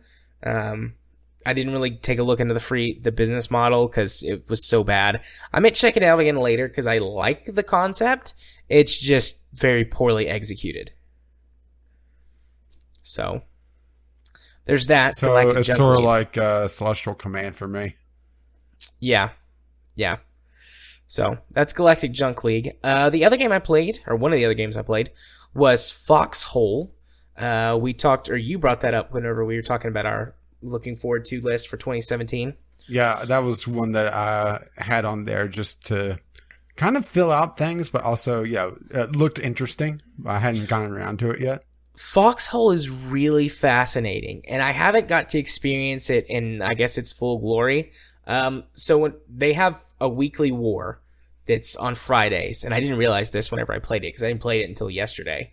But they've got a weekly war on Friday, which attracts all of the players. And then the rest of the time, they call it practice mode, and you can go play on the maps, and you can do everything that you can during the war mode, but the stuff doesn't last whenever the server population either hits a certain amount or 24 hours pass, everything resets. So you can't quite... I mean, I guess you could if you got enough people on, but whenever I played it for about 2 hours, the most people that got on the server was 12, and those maps are freaking huge. I only saw one person in 2 hours. But, like I said, there are only like 10 or 12 people. But the game is fascinating. It's so... You spawn as just a guy. He's got a pistol and a hammer. And you have to run around the map, gather materials to build things. You gather scrap, or there's certain places where you can pick up the just like straight up crafting, the materials, the crafting materials. Mm-hmm. And there's only one thing. It's like, I think they're just called materials or supplies or something like that. You got to pick those up, bring them back to one of the points on the map that your team controls. There's multiple capture points. You put the materials, either have them on your inventory or just kind of put them in the inventory for the building, and then use those to craft new weapons, tanks, or other materials for building like bunkers or turrets or whatever. And that whole mechanic is actually really, really well done. For example, you have to support your army with food and with shelter. So, a group of people, I guess designated as engineers, would go out and you could build barracks and camps that the troops could come rest at and eat food and heal themselves and resupply arms and armor. You can have another group of people who would basically be building defenses and maybe like vehicles. With like 10 people on the server, it was really boring, and I mostly was just testing out game mechanics. Yeah, but you kind of want to go to War on Fridays now. I definitely want to go to the War on Friday. I can't this Friday because Katie and I are celebrating Valentine's Day this Friday. A little early, but maybe next week. I'll check it out next Friday. Am I sensing a Friday stream? Maybe. It's fascinating. The big problems I have with it, your character is incredibly slow. And you move faster or slower, which I think this makes sense, but you move faster or slower based on your inventory and what you're carrying. So even though he's really slow, excuse me, the way that your character starts out is decently quick compared to other loadouts, because you've got a backpack and a hammer. Your backpack, a pistol, and a hammer. As you load your backpack up, you move slower, and you can sprint for less amount of time. And when you start equipping yourself with like a rifle or a rocket launcher or something, your movement speed decreases even farther because, you're carrying heavier equipment all the time. Which is really interesting because, you can like go for a shock trooper type build with really light weapons, or you can load up on explosives and the body armor that the game has, like flak jackets and stuff, which makes you really slow, but you last for a while. Really interesting, well thought out game mechanics. But the slowness definitely gets frustrating. It probably wouldn't be so bad in the war, because it just kind of dropped me at a spot in the middle of the map. But I think that you would spawn at the base, like the starter base, which I went and found, and there were a couple of vehicles there that could be used without having to build them. So I think that would kind of be mitigated in the game. As starting out, you could get across the map quicker and establish your fronts. It was cool. It's got like a feature for squad commanders to drop down objectives, and a little system for creating missions so that you can direct people more easily. I have no idea how you get those positions in the actual war, or the weekly war, but... Yeah, I haven't toyed around with the game yet, but you can see why I had it on my list, huh? And why I was intrigued by it. It's really interesting. For the type of game it is, I can forgive the things like being frustrated by the slowness because, they want to have some bits of realism to it, I believe. Yeah. So could you see someone trying to sneak past the front lines and attacking from the rear? Oh, you definitely could. Absolutely, that could happen. And that would be really interesting to see how well that went. I didn't get into any combat, so I don't know how well the combat mechanics work. I mean, basically from, just testing out weapons against things, you can just shoot it kind of in a general direction for suppressing fire, or you can, that's left mouse click, you can hold down right mouse in order to aim, which, makes you move slow. And then it behaves very much just like a twin stick shooter at that point. You just kind of spin around and shoot at whatever you need to. Vehicles operate roughly the same. You use WASD to move, and then you use the mouse to spin, like, for example, a tank turret around. But combat seems really simple, but I could see that becoming incredibly hectic. Like, there is friendly fire. I ran over the one guy that I found. I ran him over. There's one guy on the map and you kill him. Well, there were 10 guys on the map. He was just the one guy that I found. But, I mean, these maps really are enormous. Like, the map that I checked out had 4 different towns on it. And if I was going to guess, I would say the map was somewhere in the neighborhood of 4 or 5 square miles. Okay, and, running question. Running, how far would it, or how long would it take you to go from one side of the map to the other? I don't know, but it took me almost 10 minutes running to get from one town to the next. Like, I was on the road, which increases your movement speed and allows you to sprint for longer. And it took me almost 10 minutes to get from one town to the other. And are the towns in a line, or how are they? No, they're just on the map that I tried. They're just kind of spread out. There's a river that separates the north and the south of the map, and there's like 2 towns in the south and 2 towns in the north. And then there's kind of one town in the middle where there's a main bridge to cross, but you can ford the river at certain points, and it looks like perhaps engineers could build bridges at other places on the map. So there's also smaller points on the map, maybe like a building or 2 that might, you could build up and use for something. I don't know how much you can do to the buildings exactly. There were some buildings that could be built up, but they required massive amounts of materials, and I wasn't going to spend the time by myself to collect them all. Can't blame you there. So I don't know how much you can actually do to the pre-placed structures on the map, but it's really fascinating looking. I can't wait to actually check it out and see how well it plays, because as long as it's stable and feels balanced when you play it, it would be a really interesting and excellent game to play. But for the right kind of person, it's very much strategy and tactics. And yeah, it's not run and gun. No, it's definitely not run and gun. You will not survive being hit by a truck. You don't survive. Yeah, I blew myself up. That. I blew myself up too before I quit. I had some grenades, and I just wanted to see what would happen. So I dropped a grenade at my feet, and it actually killed me when it blew up, instead of doing the video game thing of almost killing me, but, if you get to cover, you can survive. No, it just outright killed me.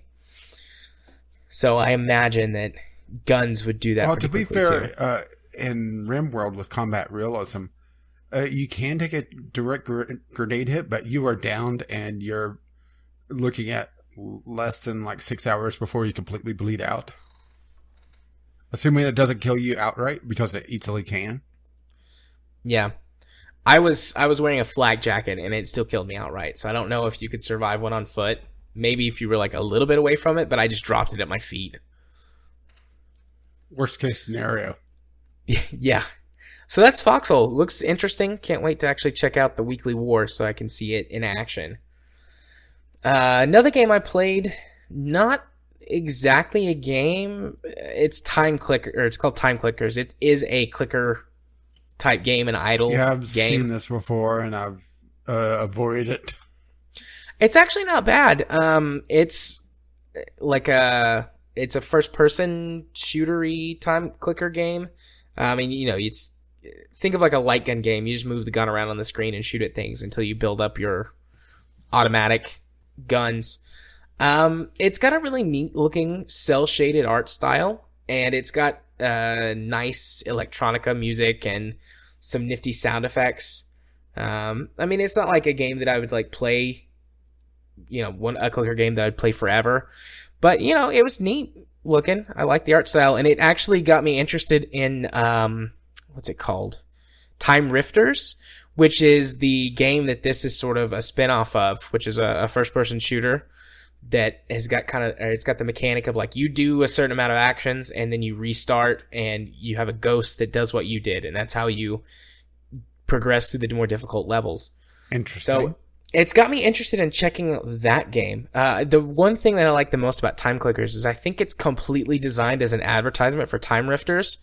Unless it unlocks later, there's no store. There's no microtransactions. Like, this is just a free clicker game you can play to kill, 5 minutes here, 5 minutes there. Yeah, but if it's bringing you to another game, then that's the advertisement. That's true. I mean, it is an advertisement, and I'm okay with that. I don't feel like they're trying to advertise, and also, they're not trying to have their cake and eat it too. They're like, we've got this other game that this is an advertisement for. We want you to go check out that other game. But hey, we put some effort into this and made it pretty nifty. So, I mean, I'm going to check in on it, kind of like I did with the Venture Capitalist for a while. Just like 5 minutes sitting on my laptop at the clinic. Well, maybe instead of playing a mobile game, I'll check in on Time Rifters, every couple of days or whatever. And just see where it goes. But, I mean, it's mostly just some nice music and a pretty cel-shaded art style to look at. Not really much else to say about that. Hopefully Time Rifters goes on a really deep discount. It looks like it has the last couple of Steam sales. So it would be like a $5 or less impulse buy and check it out that way. But I'll report on that game when I get a chance to play it. All right. Actually, Time Clickers has more players right now, more active players than Evolved Us. Or Battleborn. Well, that's rather a low bar, isn't it? But this is just a clicker game. Well, to be fair, Evolve is kind of a clicker game as well. Actually, no, it's not, but still. No, it's not. No, Evolve is less fun than a clicker game. It is much less fun. Once again, also a low bar, though. Yeah.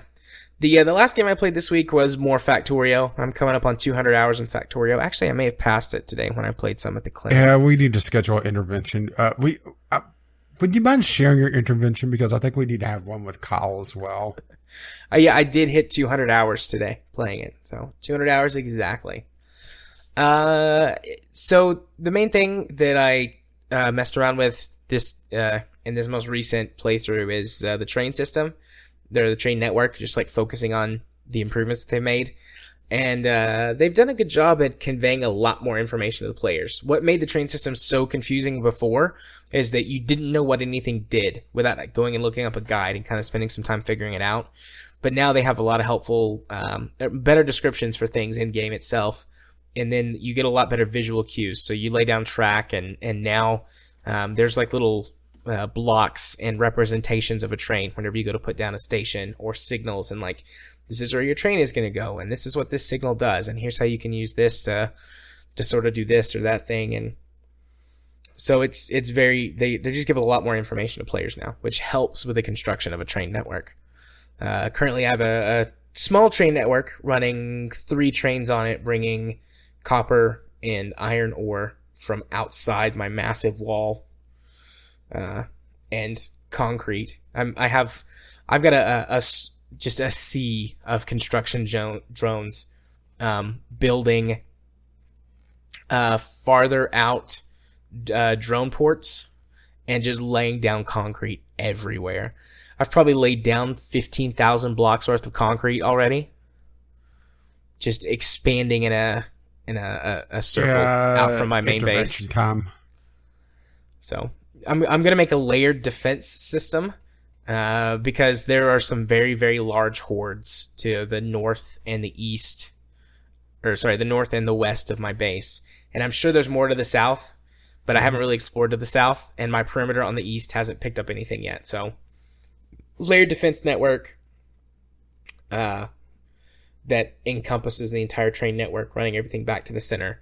Then the second ring is going to be power production, and then the third ring is going to just be like mining stuff. So inside production, second ring, power, third ring, just mining and train network. And it's going to be all laser weapons, until you get to the inner ring, and then I'm going to use actual bullets. Because if my power grid goes down, obviously 10,000 laser cannons won't work. Or you could have them stare mentally at something. Yeah. Fart in their general direction. My power grid currently is producing 300 megawatts of power, roughly 300 megawatts of power, and being stored by several thousand solar panels. And is being stored in equally several thousand accumulators. I was about to say, if you're storing electricity in solar panels, you're doing it wrong. Right. So, I'll have to, once I get it finished, I'll have to post some screenshots of what it looks like. It's going to be pretty epic.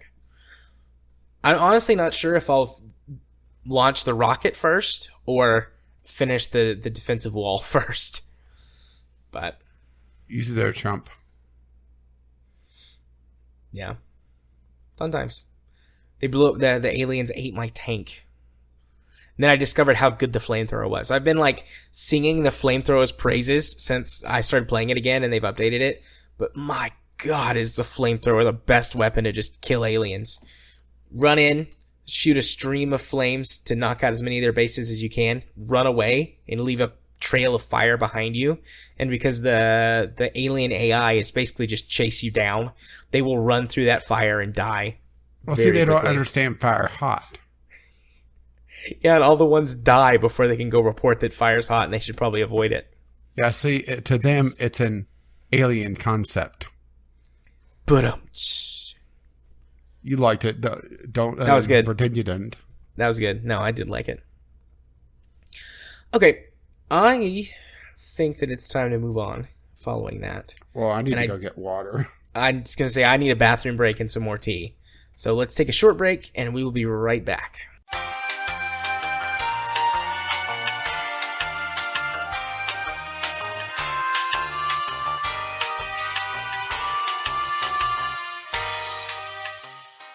And we're back from our break, and from axing several topics off of the list. Just a minor surgery. Yeah, as I was explaining to Rage off recording. Well, I guess it's still recording, but in the bit it's on recording, but off the record. Yeah, we're doing Valentine's Day this weekend, so I need to make sure I have some extra time to get stuff both ready for Valentine's Day and get stuff done for work. So we're gonna try really, really hard not to go over today. We have some buffer room because of the massive audio letter we received from Ghost Shark this week. Yeah, and whose fault is that? Not mine. Definitely not mine. No sirree, Bob. Not me. Don't look at me. Look somewhere else. Sure. Okay, so let's go ahead and let's dive into... Let's just put it this way. Ghost Shark, you kind of killed my Sherpa about halfway through, and I had to try to continue on my own. Yeah, edited down properly, it's about 18 and a half minutes long. Notice I said edited down properly. Well, I would say that you could probably get it down to 17, getting all the uhs, and him losing track of what he was saying. And if I went back through and cut out some of the stuff that the automatic silence truncation didn't get, just because of background noise that I could not get out. I think I did a pretty good job editing that up, though. I did that before we started recording. But anyways, let's dive into our revised topic list. European Commission investigates Valve and 5 other publishers. Yeah, this is all surrounding regional pricing in the EU. That's what this is really boiling down to, is that some countries pay more for games than others. And the EU, says, no, we don't like that. We want one price for a product across the entire union. And on paper, that doesn't sound bad. But here's the thing, is that there's a great disparity between the average income and, well, I would say England, but kind of can't now. Brexit. Well, the examples I saw was talking about France having somewhere between double and triple the average income of, let's say, Poland. Yeah. And because those are two different pricing regions in Steam, a Polish game is cheaper than what you would pay in France. And the EU wants to axe that. And that's, well, let's put it this way. It's not good for anyone that gets cheap games in those regions that offer the lower priced region. Yeah. They're not going to lower the price in the other regions. They're going to raise your price. Yeah. I'm in two minds about this. On the one hand, I understand where the EU is coming from. But the thing is that they're not considering that video games are not your average consumer good. Yeah. I mean, on the one hand, I completely support them saying, hey, we're the EU, we use the euro, prices should be the same, you should treat us like one country. That's, I mean, a gross oversimplification, but that's the gist of it. And on the other hand, I see, well, I mean, that's gonna suck for the countries that are in the lower price ranges, because their overall economy is less, or whatever reason has caused them to have the games be lower priced. Like, that's going to suck for them, because like you said, they're not going to lower the price in France, they're going to raise the price in Poland.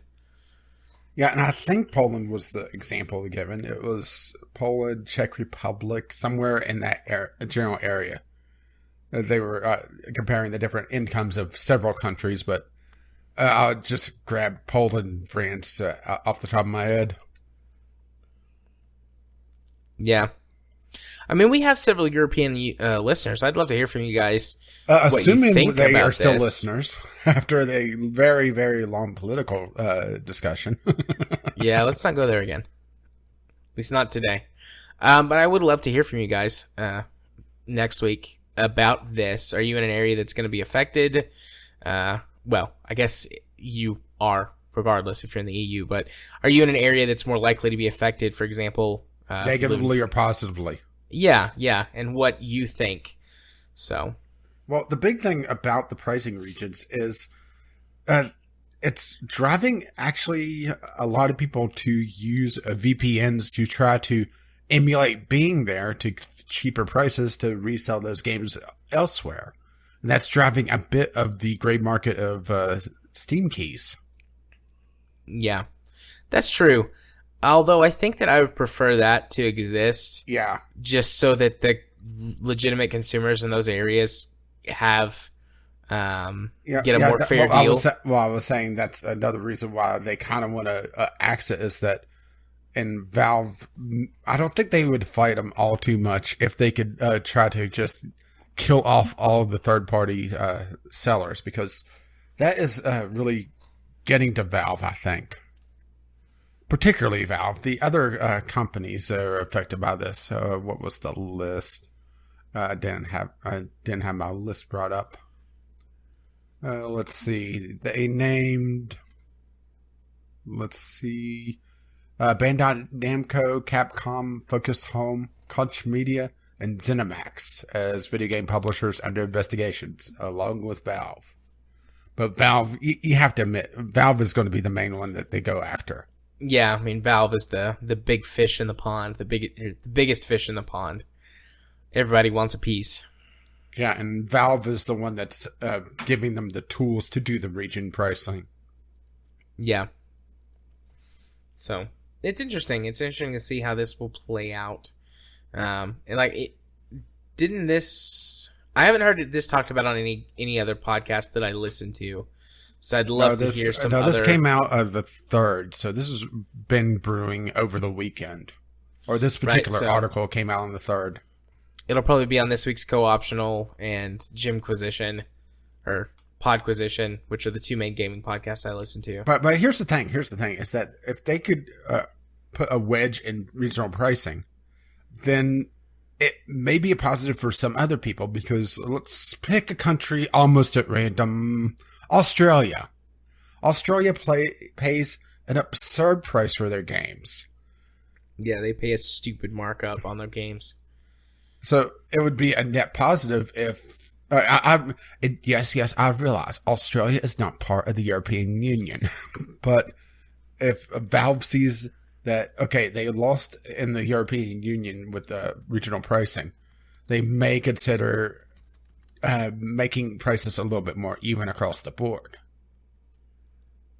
Yeah. So I could definitely see why some people would want it, and for some people to really not care, because if you're in France, this really won't impact you. I don't think. I would be surprised if it impacts people in the Region 1 countries, essentially, on the pricing tiers. Yeah. It's whenever you start going down the tiers and you get the cheaper and cheaper games on the overall pricing, that's when it's going to be interesting, and when it becomes a lot more important. Yeah. And I think it will also drive up piracy if this goes away. Definitely, because it's just, it's going to put games out of the price range of a lot of people. Yep. And that's the thing. It's going to be easy and affordable in order to beat piracy. Yeah, that was Valve's big thing, is that they made getting a game legitimately a lot easier than cracking a game. So it was easier to, give $5 to get a game legitimately, instead of downloading a crack. Maybe it'll work, maybe it won't. Maybe there's some sort of weird bug with the crack. Maybe they have some sort of anti-piracy thing, so Batman plummets to almost death if you have a pirated version. Or do you remember that one? Yeah, I do remember that one. My favorite one is from Alan Wake, where that if you have a pirated version, he has an eye patch. Yeah, and that's it. Yeah. Which, honestly, I kind of want to do a pirated version just to have the eye patch. Yeah. That would be a fun general topic, even though it's one of those things that we'd have to research, is just alternative, and there's that word again, anti-piracy measures, going away from the hugely anti-consumer versions that are out right now. And I realized that a big story from this week was Denevos, the DRM's website, getting cracked. But really, there's not much to talk about there, at least yet. That's going to be a subject that I think it's going to be a lot more interesting down the road once things open up. And, people will have time to really go through all the information. And if it breeds any new cracks. Yeah. So I'm looking at currency conversions. We were talking about this. I remember when the United States dollar and the Australian dollar used to be what's called on parity, which is, I think it's within 1 cent of each other. And now the U.S. dollar is worth $1.30 of Australian dollars. The U.S. dollar and the euro are on parity right now, though, which is interesting. Well, I'm on SteamRegionalPrices.com. No, I'm just looking at currency right now. Well, I'm just trying to find a good example of this. Let's see, Tomb Raider, the first Tomb Raider. It's $19 Australian, $19 American. You're going to have to do some currency conversions here for me. Okay. I mean, 19 US dollars to Australian dollars. Roughly 25 Australian dollars is the conversion. So, all right. It's £14.99. The dollar right now is worth, I think, 80 cents in pounds sterling. Let me look that up. Where you at, British pound, on this list? There you are. $15.20. Okay, so the British are winning there. Yep. Both Region 1 and Region 2 in the European Union is $19.99. Well, I mean, I just said that the euro is on parity with the dollar, so it would be roughly the same in the dollar. Yeah, and then it's rupees in Russia, right? Rubles is Russia. Sorry, rubles. I was thinking Zelda there for a moment. It's $399 there. What's the U.S. currency price for? $19.99. Okay, so we'll say $20. 1,189 rubles for $20. So hugely expensive in Russia. Yeah. Yeah. Wait, no. If you said it's 300 and something rubles. Yeah. Let's just say 400. That's $6.73. Yeah, I'm assuming that's... Hang on, let me do a quick search on this. Because that doesn't seem right.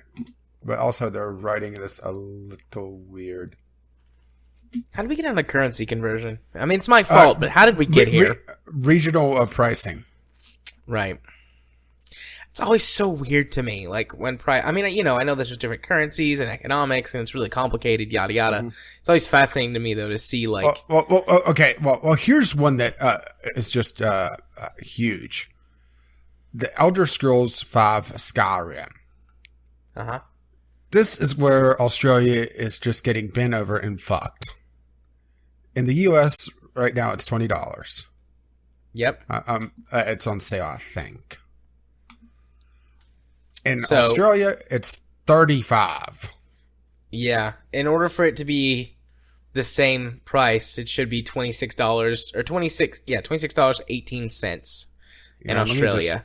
Confirm that it's on sale, or maybe I'm getting old pricing. No, that's the general price now. It's the legendary edition. It pushed it down. In the UK, it's $9.99. They're winning out there because 80, yeah, and it's $14.99 in the European Union. And I must be reading this wrong because there's a second thing on the rubles that I don't understand on. What is it called? Steam. Yeah. Region pricing. Yeah, it's $3.99 then PY6. PY6. I don't know what that means. Yeah, that's why I was a little confused. PY6. Let's just type that in.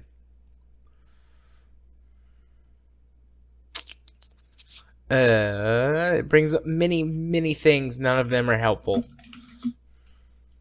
Oh, wait. Here, mate. This might be... Load page. It's not loading. I think that's some kind of shorthand for currency conversion. Yeah. Because that does bring up a couple of currency conversion websites. Oh, this is in Japanese.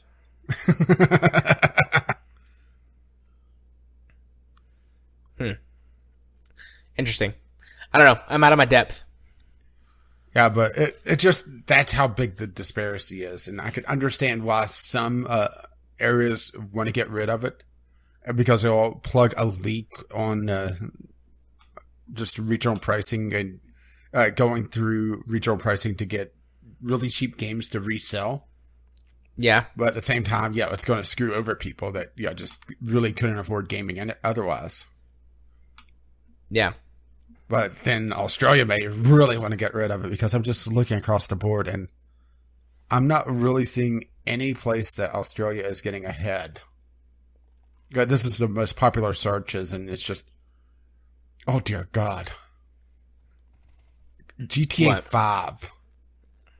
Okay. In the US, it's $60 still because, they make so much money on their shark cards. In Australia, it's $75. That's probably about right for currency conversion. Hang on a second. Let's do this one. I closed the tab. Let's do this again. Well, just that big a difference. Or Civ 5 actually is probably a worse one. It's, $60 is $78.54 Australian. So they actually get a bit of a deal there. But here's one that's $70 in Australia, but $30 in the US. So that's not a deal.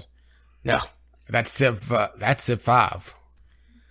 Also, something else that we would have to take into account is like, what are these countries' minimum wages and true, that sort of thing. So this isn't necessarily, they're getting a good deal. Like they might be getting royally fucked. I don't know what the minimum wage is in Australia. It's probably better than the United States, but. Well, do you really want to get back into the politics? Nope, let's not do that. Let's move on to our other topic that we decided to keep. Excuse me, mostly because I'm curious about what you're going to say. No early reviews for Honor. And the thing is, I understand where they're coming from on this because it is very difficult to give a accurate review of a hugely multiplayer game. Because if you're going to try to review a multiplayer game, you're going to have a very, very small sample size of your players. You're only going to be playing against press. Sure. And as Polygon proved, you don't have to be particularly good to be in the gaming press. Yeah. Or do you remember those videos going around? Weren't those the Doom videos? Yeah, those were the Doom videos. Yeah. Where the guy was lucky to hit the floor with his bullets. Interesting. Yeah, I mean, I'm not, like, hugely upset about it. It's also compounded with they are having a open beta in huge sarcasm quotes because it's not beta, it's a demo at that point. At most, you're stress testing. I can't even say you're stress testing the servers because it's fucking peer-to-peer. You're stress testing the matchmaking at that point. Yeah, and it's like a couple of days before the game goes live anyway, so... Yeah, this is a demo. And that is the whole thing, is you're testing out, or giving people an opportunity to play the multiplayer, which I think, well, outside of Jared, most people would play this game for. Yeah. So, I don't know. I'll see if I can play the open beta some more just because it was fun. I understand where they're coming from on this.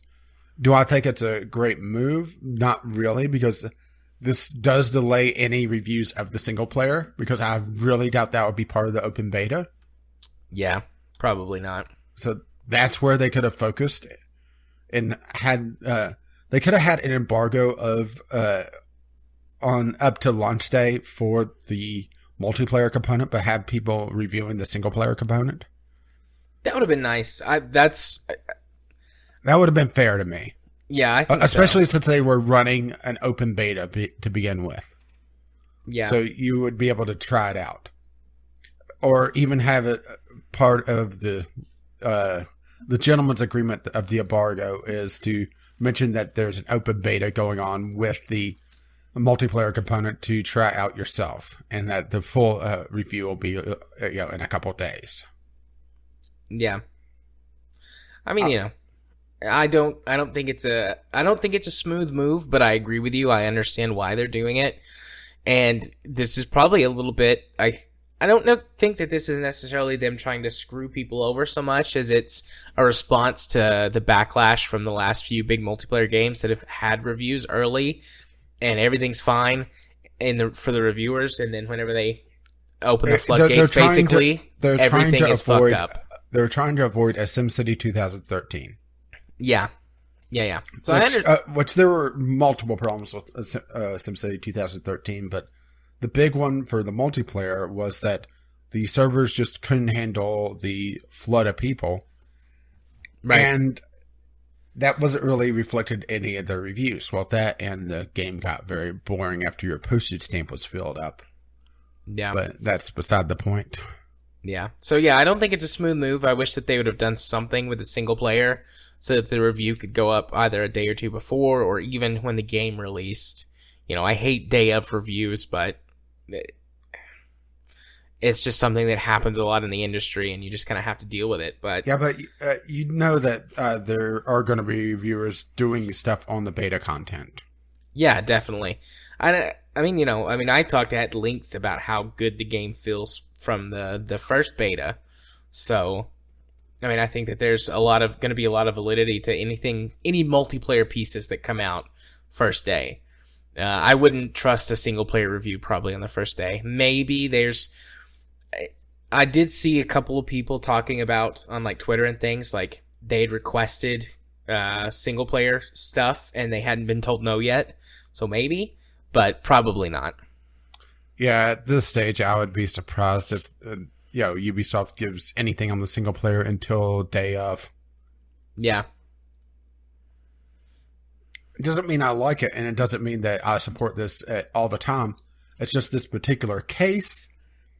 I understand where they're coming from, and they are still giving people the opportunity to try things for themselves.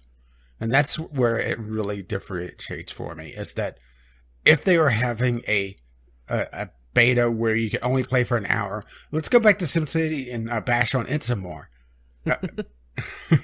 If they had a beta where you're only able to play for an hour or two, and then, you're kicked off, then, that's warning signs for me. But the fact that, it's play as much as you want and no life the game and, get to the point where you just murder everyone that's trying out the game. Because we ran into that when we played. Then, it's not as egregious. It's still annoying, but it's more understandable what's going on. Yeah. Cool. It's nice to hear you be nice to a game developer for once. Now, don't get me wrong. Ubisoft is actually absolutely shit on how they're doing peer-to-peer instead of actually having dedicated servers. Yeah. Is that better? Do you feel better now? Do you feel back in your safe place? No, it makes me sad. I was enjoying you being nice to them and understanding.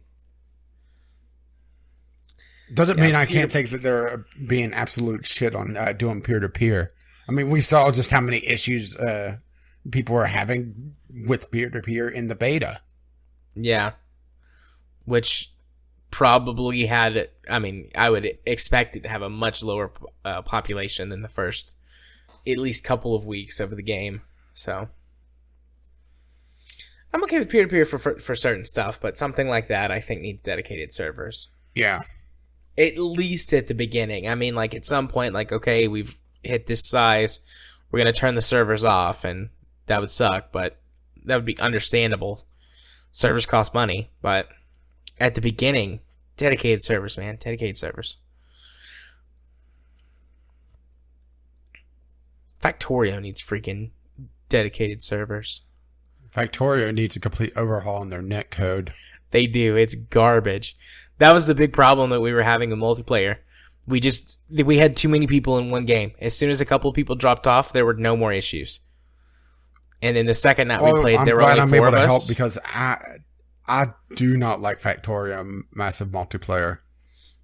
Yeah. Having 1 or 2 people where you're partnered up is fine, but once you start getting to the point where it's so many people and trying to butt heads with different design philosophies, I'll just go play Rocket League instead. Yeah. I have a new Snake car. I've been playing that online. Nice. Okay, well, let's move on then to what is now our last segment, at least until we perhaps come up with something else to replace weekly deals. Let's go to likely is just going to talk about another another news topic, to be honest. Yeah, probably. Spoiler, we didn't receive any feedback from our weekly question about what to replace it with, so currently we're letting the crickets out early. We're going to assume nothing. We don't have any we don't have crickets. We have a letter from Ghost Shark, and part of it is going to be cut to go here, and then the rest of it's going to go after. Yeah, but I meant for the question of the week. Oh. Hey, we get to use the crickets for once in, 50 episodes? If I edit them in. If I remember to edit them in. Leave a note.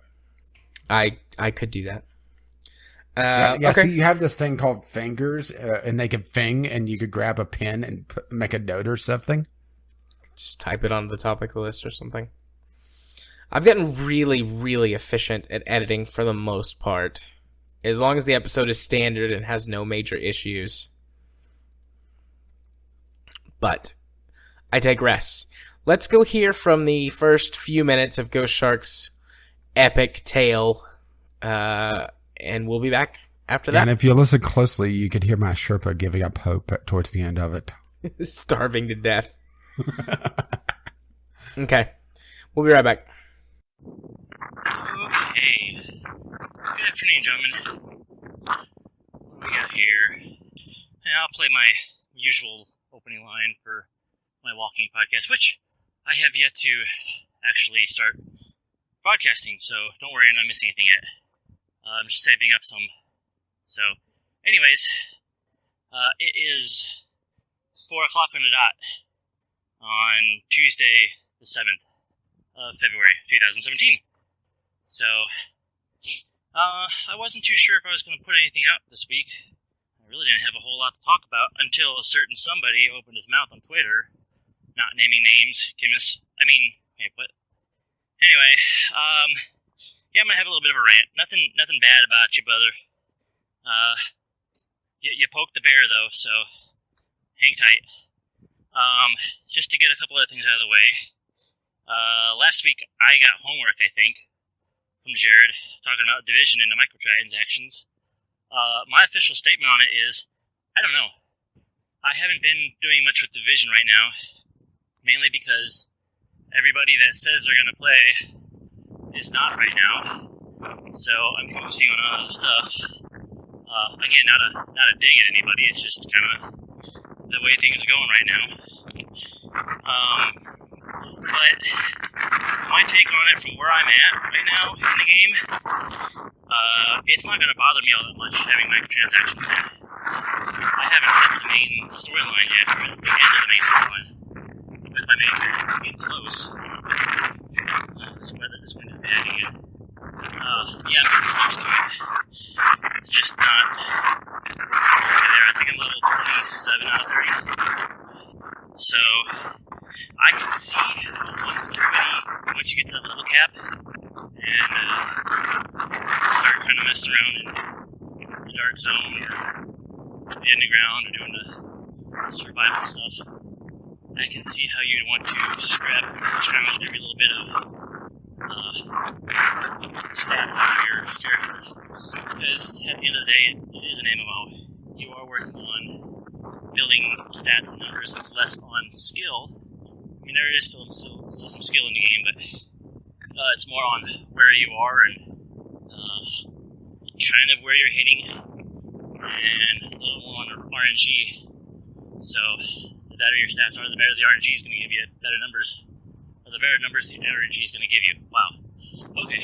So, yeah, like I said, I can see how that's going to be a thing later on. I don't know. It is kind of a shame that they promised no microtransactions and then they reneged. I would imagine that that's got something to do with changing of the hands. And what you guys had said about, being transparent about that kind of stuff, I totally agree with that. I think that would be awesome. I wouldn't I'd still be a scummy move, but I wouldn't really be as upset if Ubisoft came out and said, look, we know we said this, but we're looking at numbers. It's not exactly sustainable, so we're going to do this. Sorry, but here's our reasoning. We want to keep making things good for you.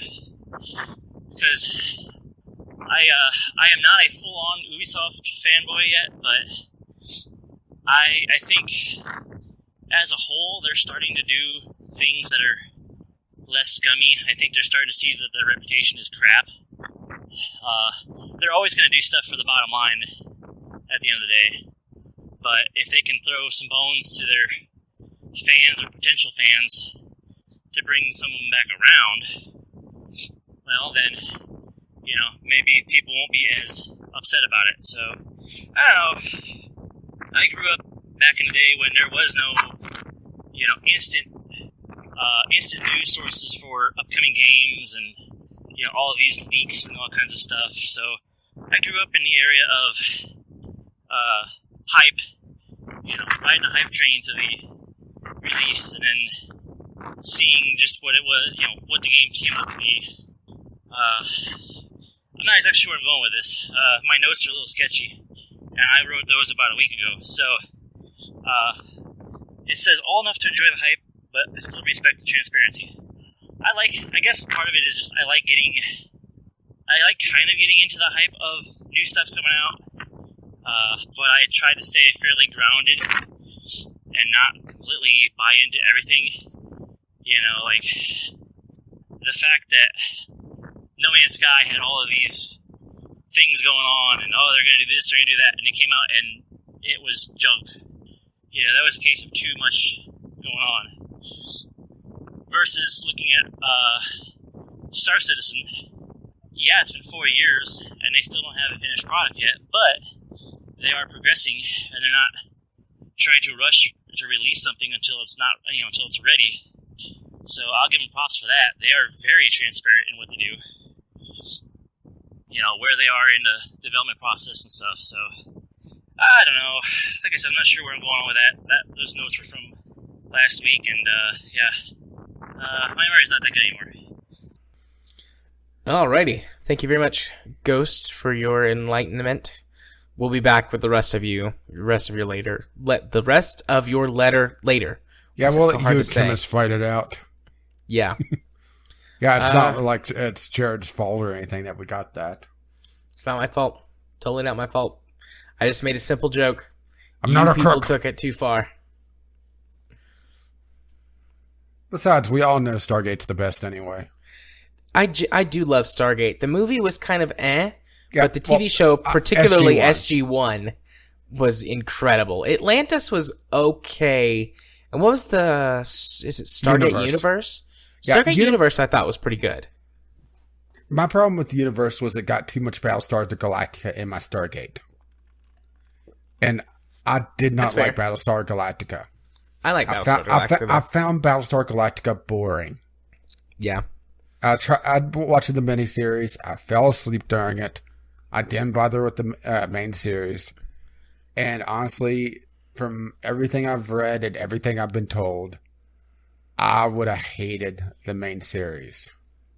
Yeah, I like Battlestar Galactica. I need to go back and watch it. I watched it when I was a teenager. The remake, I should say. I've seen the old Battlestar you're Galactica. You're making me feel fucking ancient. I think it came out I'm when I was in middle go school. shake my cane at you. When did Battlestar Galactica, the remake? I have to look this up. Battlestar Galactica. Nope, that's the old Battlestar Galactica. And then there's the Battlestar Galactica, what was it, 1980, that they were on Earth, and it was just, it was fucking weird. Yeah, let's see. Well, this is useless. Why does it not have a year? Oh, here we go, 2004. So, 04, was I in 8th grade, or was I a freshman in 04? Oh, dear God. I don't remember. I think... Yeah, I was a freshman. I was a freshman in high school when that came out. I had to think about my life and things. So I'm thinking about my life right now and why. Actually, I never finished it. I think I watched the first 2 seasons. I've never actually finished Battlestar Galactica. I should do that. Maybe I'll put that on my list of things to do while Katie's gone on her trip in March. Because, I could watch basically a season a day. I could watch it a lot sooner than that, but I can only sit and watch. Holy shit, 73 episodes? Alright, never mind. I guess this was back when TV, US TV hadn't emulated the UK's way of doing TV series. So there would be many episodes a season instead of just 8. Yeah, see why Battlestar kind of bored me? Even the miniseries, it felt like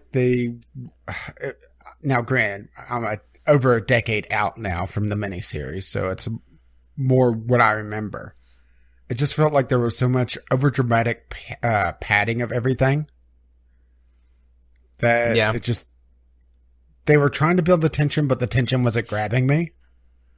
And the only thing the tension was doing was making me bored, and then I kind of nodded off, and I woke up for the end credits and thought, well, that was a waste of time, and went to sleep and went to bed. The miniseries. I think I saw the miniseries too, yeah, and that would have come out when I was in middle school. Yeah, I think that was 2003 or 2002, because there was a bit of a separation between it and the main series, if I recall correctly. Yeah. Man. I'm gonna get so much hate mail for not liking Battlestar Galactica. Hey, you like what you like, you don't what you don't. Nothing wrong with not liking it. At least in my opinion.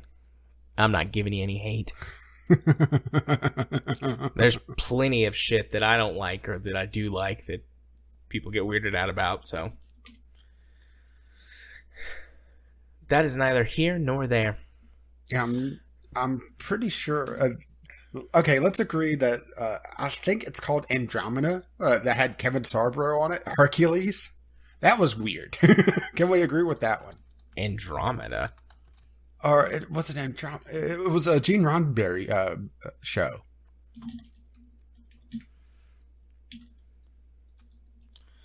Captain Hunt, the crew of the starship Andromeda, set out on a mission to rebuild the system's commonwealth 300 years after its fall. It is a Gene Roddenberry show. I've never seen this, I don't think. If I recall correctly, it was a bit weird. I like things that are a bit weird. And that's Hercules. And this ran right after the Hercules series. Let's see. Some of this stuff looks familiar, but I don't feel like I've seen it. Like, looking at a picture of the cast, I've probably, like, maybe seen images of it or something. Talk about pulling obscure late 90s, early 2000s sci-fi out, huh? Yeah. Well, Gene Roddenberry, it's not that obscure, but at the same time, it's not really mentioned whenever you start talking about sci-fi series. Probably, honestly, Babylon 5 is my favorite TV sci-fi series.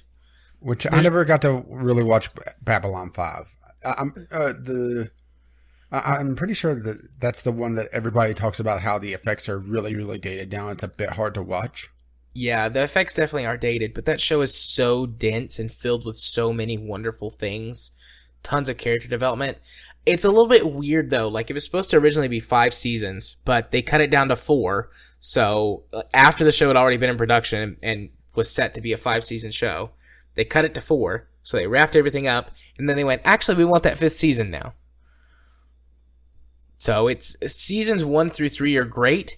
Season 4 is a little weird, just because of like how abruptly things end. And then season 5 is also, it feels out of place, because they had to go and basically create a new season. But overall, the show is good. You know what I love? We cut out all of him talking about Star Wars, and here we are talking about random sci-fi. Yep. I want to watch Babylon 5 now, too. My mom has the whole thing on DVD. Maybe I'll borrow it from her.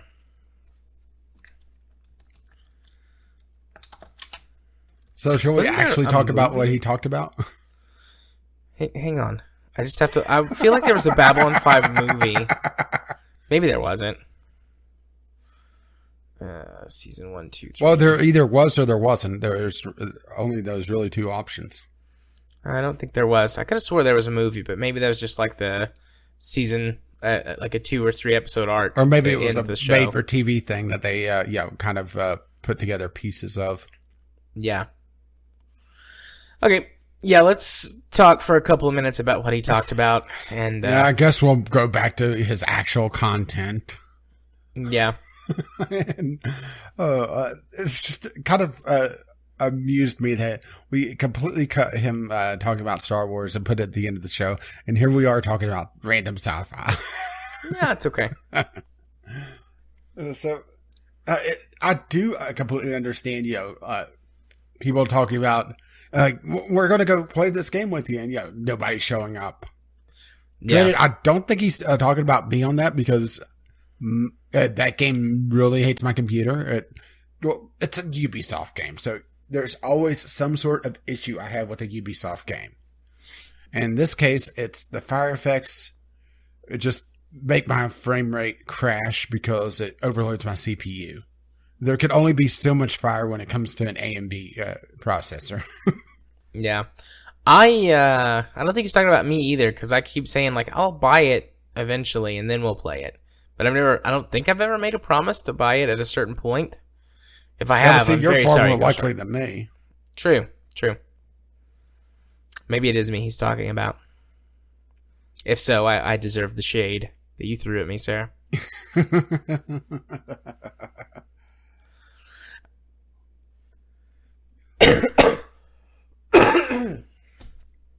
Excuse me, that came out of nowhere.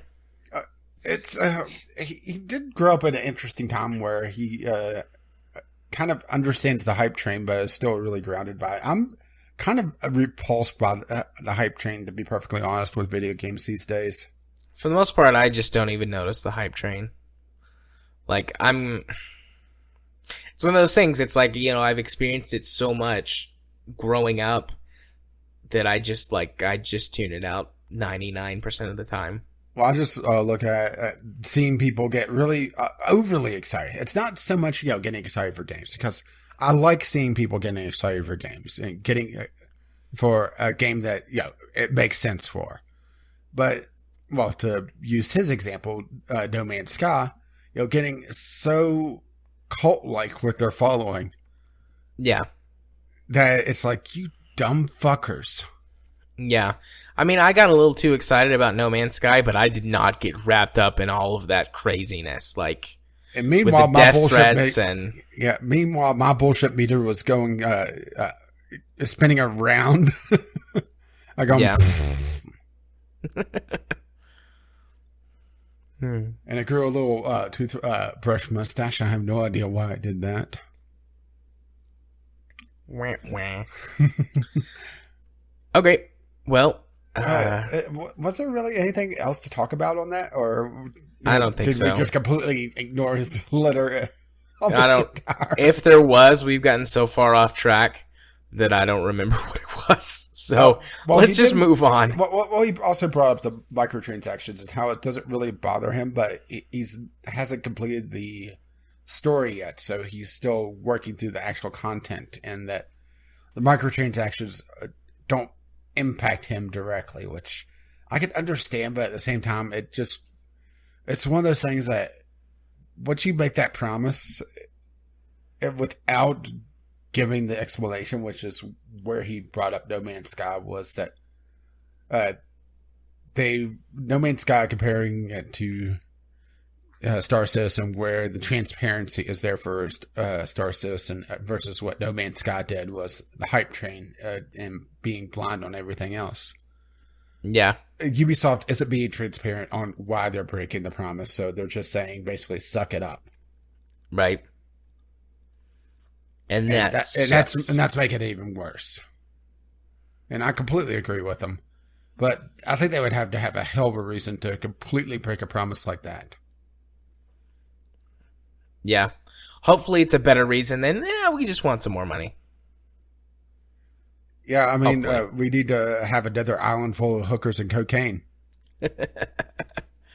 Always. All right. Let's move on to, let's see, question of the week. I already said there were no responses. Yeah, it was wanting some community feedback. And actually, that was your idea to make the question of the week that. So it was. Nice job breaking it. So apparently I'm really shitty at making questions of the week. Yeah, maybe. I just wanted some input, guys. Yeah, maybe you should leave it to me. That's fine. I'll just rule the show with an iron fist. And tweets, easy there, Trump. And Trump it up. We're going to build a wall around the podcast. It's going to be a beautiful wall. Big, beautiful wall. I'm going to build it with my big hands. My huge hands. Huge. These only the best people, let me tell you. These people, I know them. I know these people. They built a wall for my brother just last week. They're the best people. Got to build this wall. No problem. And other podcasts are going to pay for smart. It. And we're going to deport Rosie O'Donnell.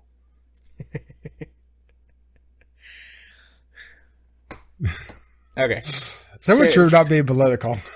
Let's move on swiftly. We did have only a couple of tweets because all the tweets were technically not connected to the podcast, but I'm throwing it in anyway. This huge Twitter argument over sci-fi that you started.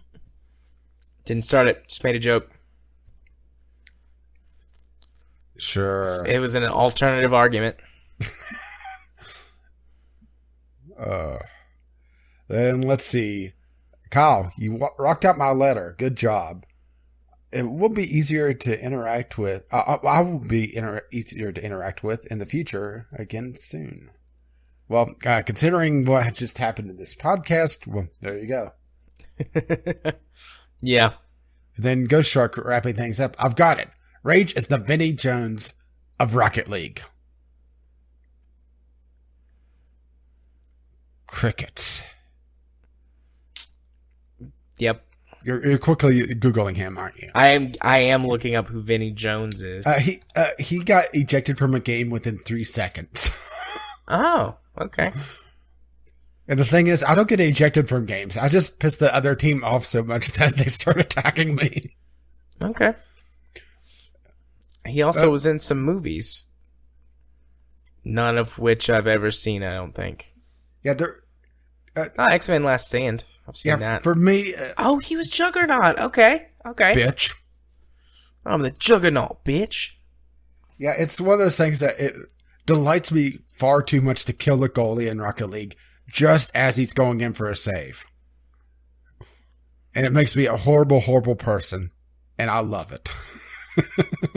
Nice. I'm a rather rough player, what can I say? But yeah, that's all the tweets we have. Like I said, very light this week, mostly because someone stirred up some shit and got all the attention. Yeah. Okay, well, with no weekly picks anymore, that means it's time for us to move on to the portion of the podcast where we pimp out our stuff, let you know what's going on with us, and wrap it up. So, for me this week, I have scheduled some more videos, more of the same, Divinity, archive stuff, and just sort of getting things out there. Like I said, with it being Valentine's Day weekend, I haven't, not Valentine's Day weekend, with us celebrating Valentine's Day this weekend, I've done even less effort than usual to get things going, so it's just going to be a smattering of more of the same. I have decided that unless I'm like completely done with it by the time it rolls around in March, whenever Katie's gone on her trip, I'm going to do an entire Factorio playthrough and stream it. So that'll be fun. Well, at the rate the Game Club poll is going, I don't think you're going to be completely done with it. Someone is stuffing the ballot box again. What's it at? It has half the votes. Oh dang! I mean, I pretty sure I think we're going to have to make a rule. I'm thinking we're going to have to make a rule that you can't stream a game that is currently being voted on. Because honestly, I'm probably not going to like playing Factorio and being forced into it. And I'm probably going to be a huge grump. That's different from usual how? Because I'll have to actually play this fucking game. You don't have to play it a ton. Me and you could maybe do some stuff in it together, just the two of us. But, I mean, there's still plenty of time for it, something else to come back. Maybe 2-player it would be fine, but it's just one of those things that I have to be in a particular mood for a builder game like that, and I really don't envisioning it me having a good time with Factorio, being forced into it whenever I'm not in the mood for it. Maybe your pleas can turn the tide in your favor. Can like put up some sad music in the arms of the angel. Save a rage today. Keep him from playing a game that he doesn't want to play.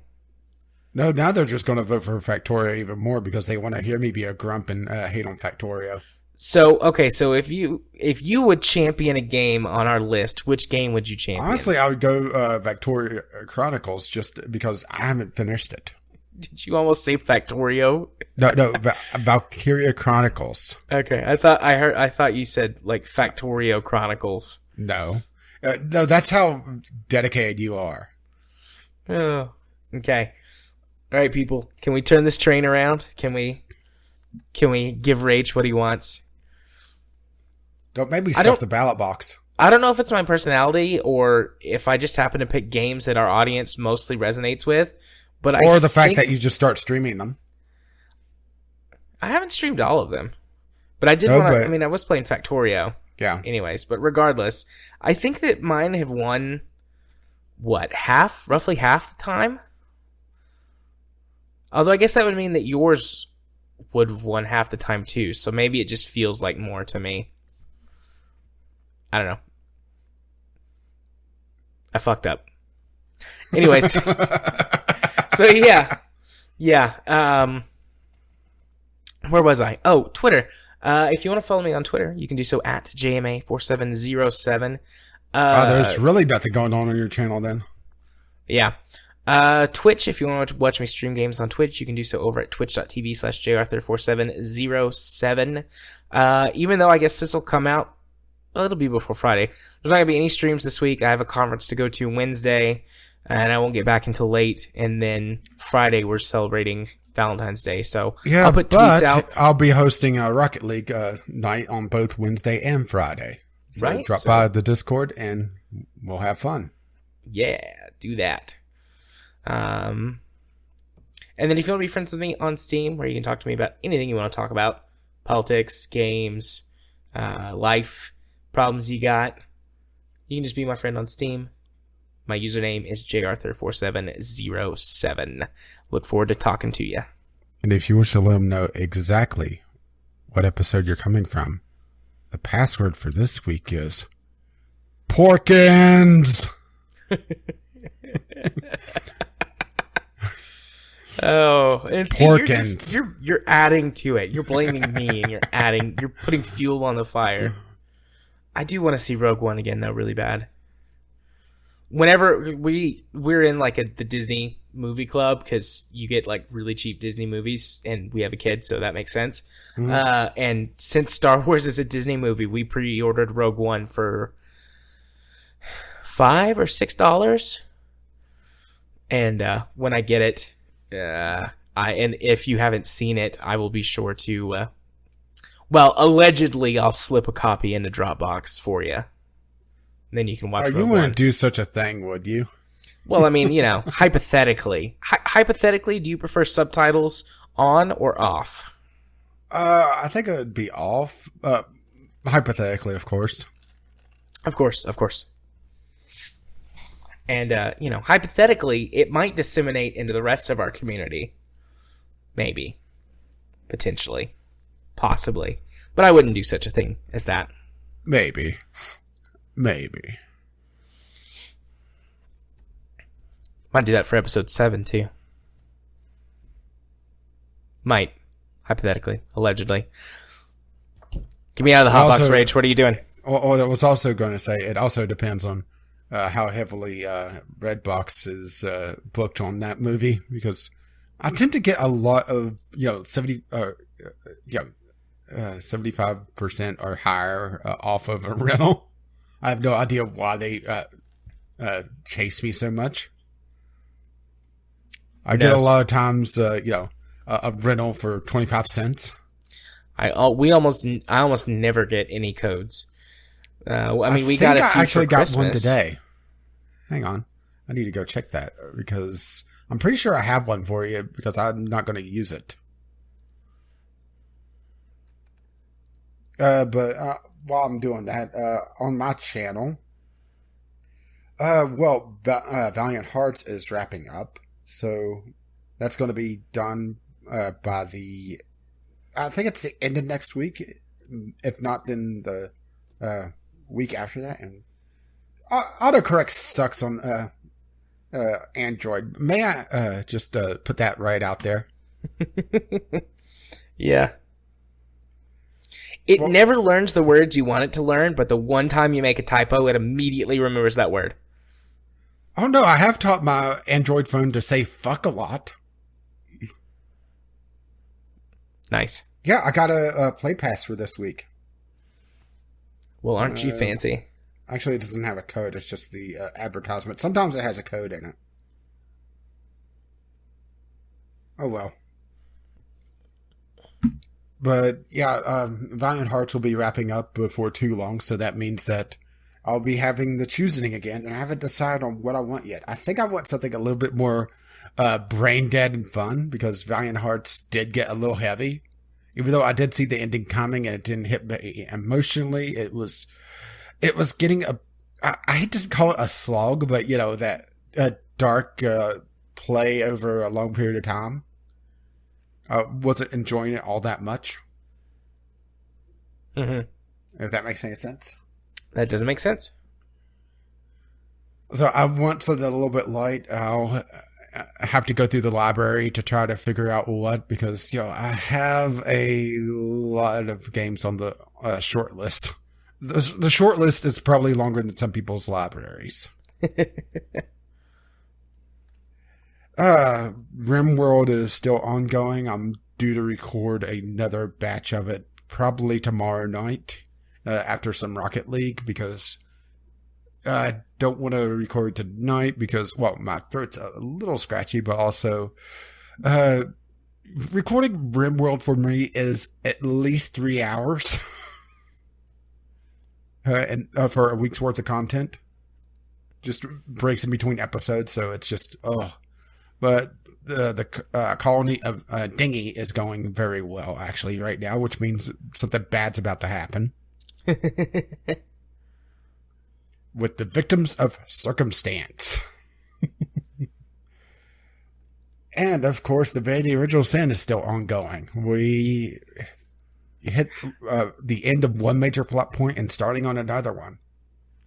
Yeah, I had a great last episode. It's long, but a great one. Last episode we recorded. Yeah. Good episode. Yeah, it was something like an episode and a half, really. If I really wanted to, I could probably chop off a good portion of that and be filler content if need be, but nah. I'd much rather just record something new. And of course, I've had problems with the Sunday Sampler. This week I had it where the recording just malfunctioned and was just a huge pain in the ass. So I just decided to, just talk about the game here. But I've also had times where it just hasn't been all that interesting, or I hadn't had really anything recent that was all that interesting. And all the games I have in my backlog that I've kind of separated out are long-term projects, things that are either in very early access still, or that would require a day or two's worth of playtime to be able to give a first impressions. So I need to figure out something for that. Or, just pick something off of our general topics list and start rambling and play maybe Binding of Isaac in the background. I don't know. As sort of emergency filler content. But also, I want to try to branch out the Sunday Sampler a bit more, but it's just one of those things that once the main season gets going, it's an interesting game, or semi-interesting game. Or a game I just start bashing on. So it's just one of those things. Maybe I need to separate the First Impression series from the Sunday Sampler and have the Sunday Sampler be a periodic thing. I'm not sure there. It's something that I need to consider for a while, to be perfectly honest. And of course, our podcast shows up there on Fridays. And you can find all of that over on Gaming with Caffeine Rage. Or you can see me tweet about my fun times with the medical field on Twitter, Gaming with CR. Yeah, I got stranded again today by the fucking drivers. Non-emergency medical transport. I don't think I've had one day in the last 3 weeks that I haven't had something go wrong there. I'm telling you, I should have just took the bus. But insurance doesn't pay for the bus. Just had them chop your leg off. Then I don't have to come back anymore. I've gone through way too much trouble to actually hold on to this leg. And also, chopping off the leg would put me back at square one with wound care. So, no. I don't want to do that. Fair enough.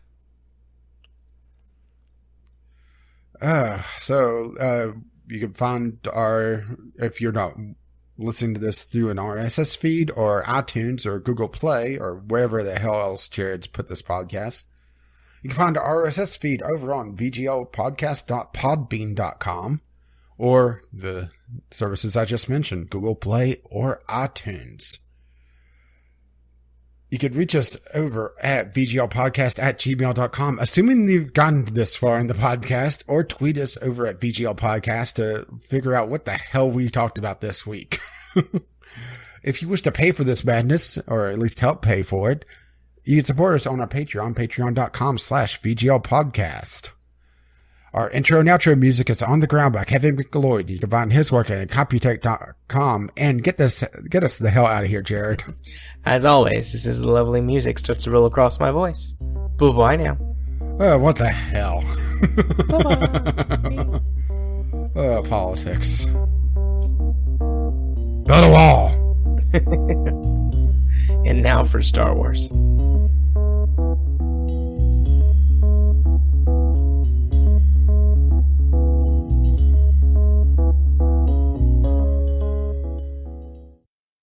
So I'll get on with the rant that I was going to have after today's little Twitter conversation. So, Star Wars.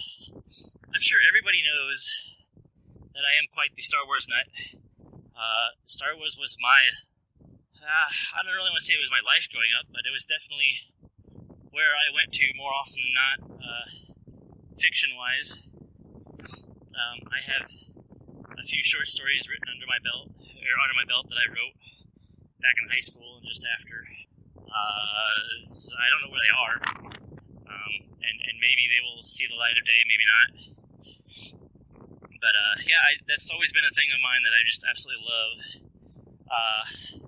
That being said, I know that nothing was perfect about it. Overall, there was a great system. And where am I going? I better walk this way because I'm still going through my thoughts here. Let's see. So anyway, the movies weren't perfect. There's a lot of weird stuff they did in them, questionable things, but there's a lot that they did right. The books were the same way. They weren't perfect.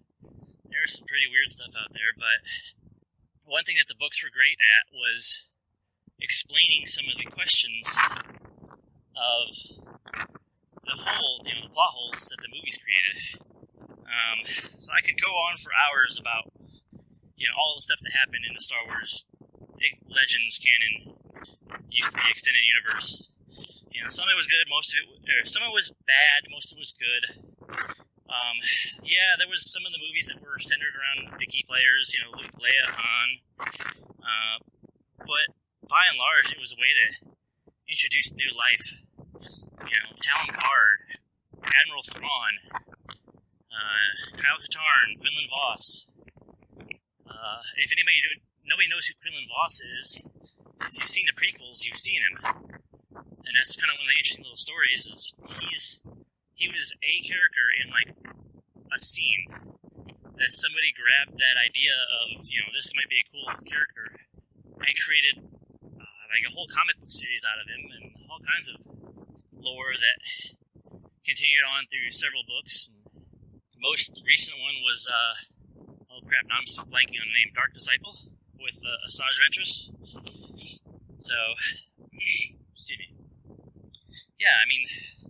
Kyle Katarn, Corran Horn, Mara Jade, all these people were amazing in the canon.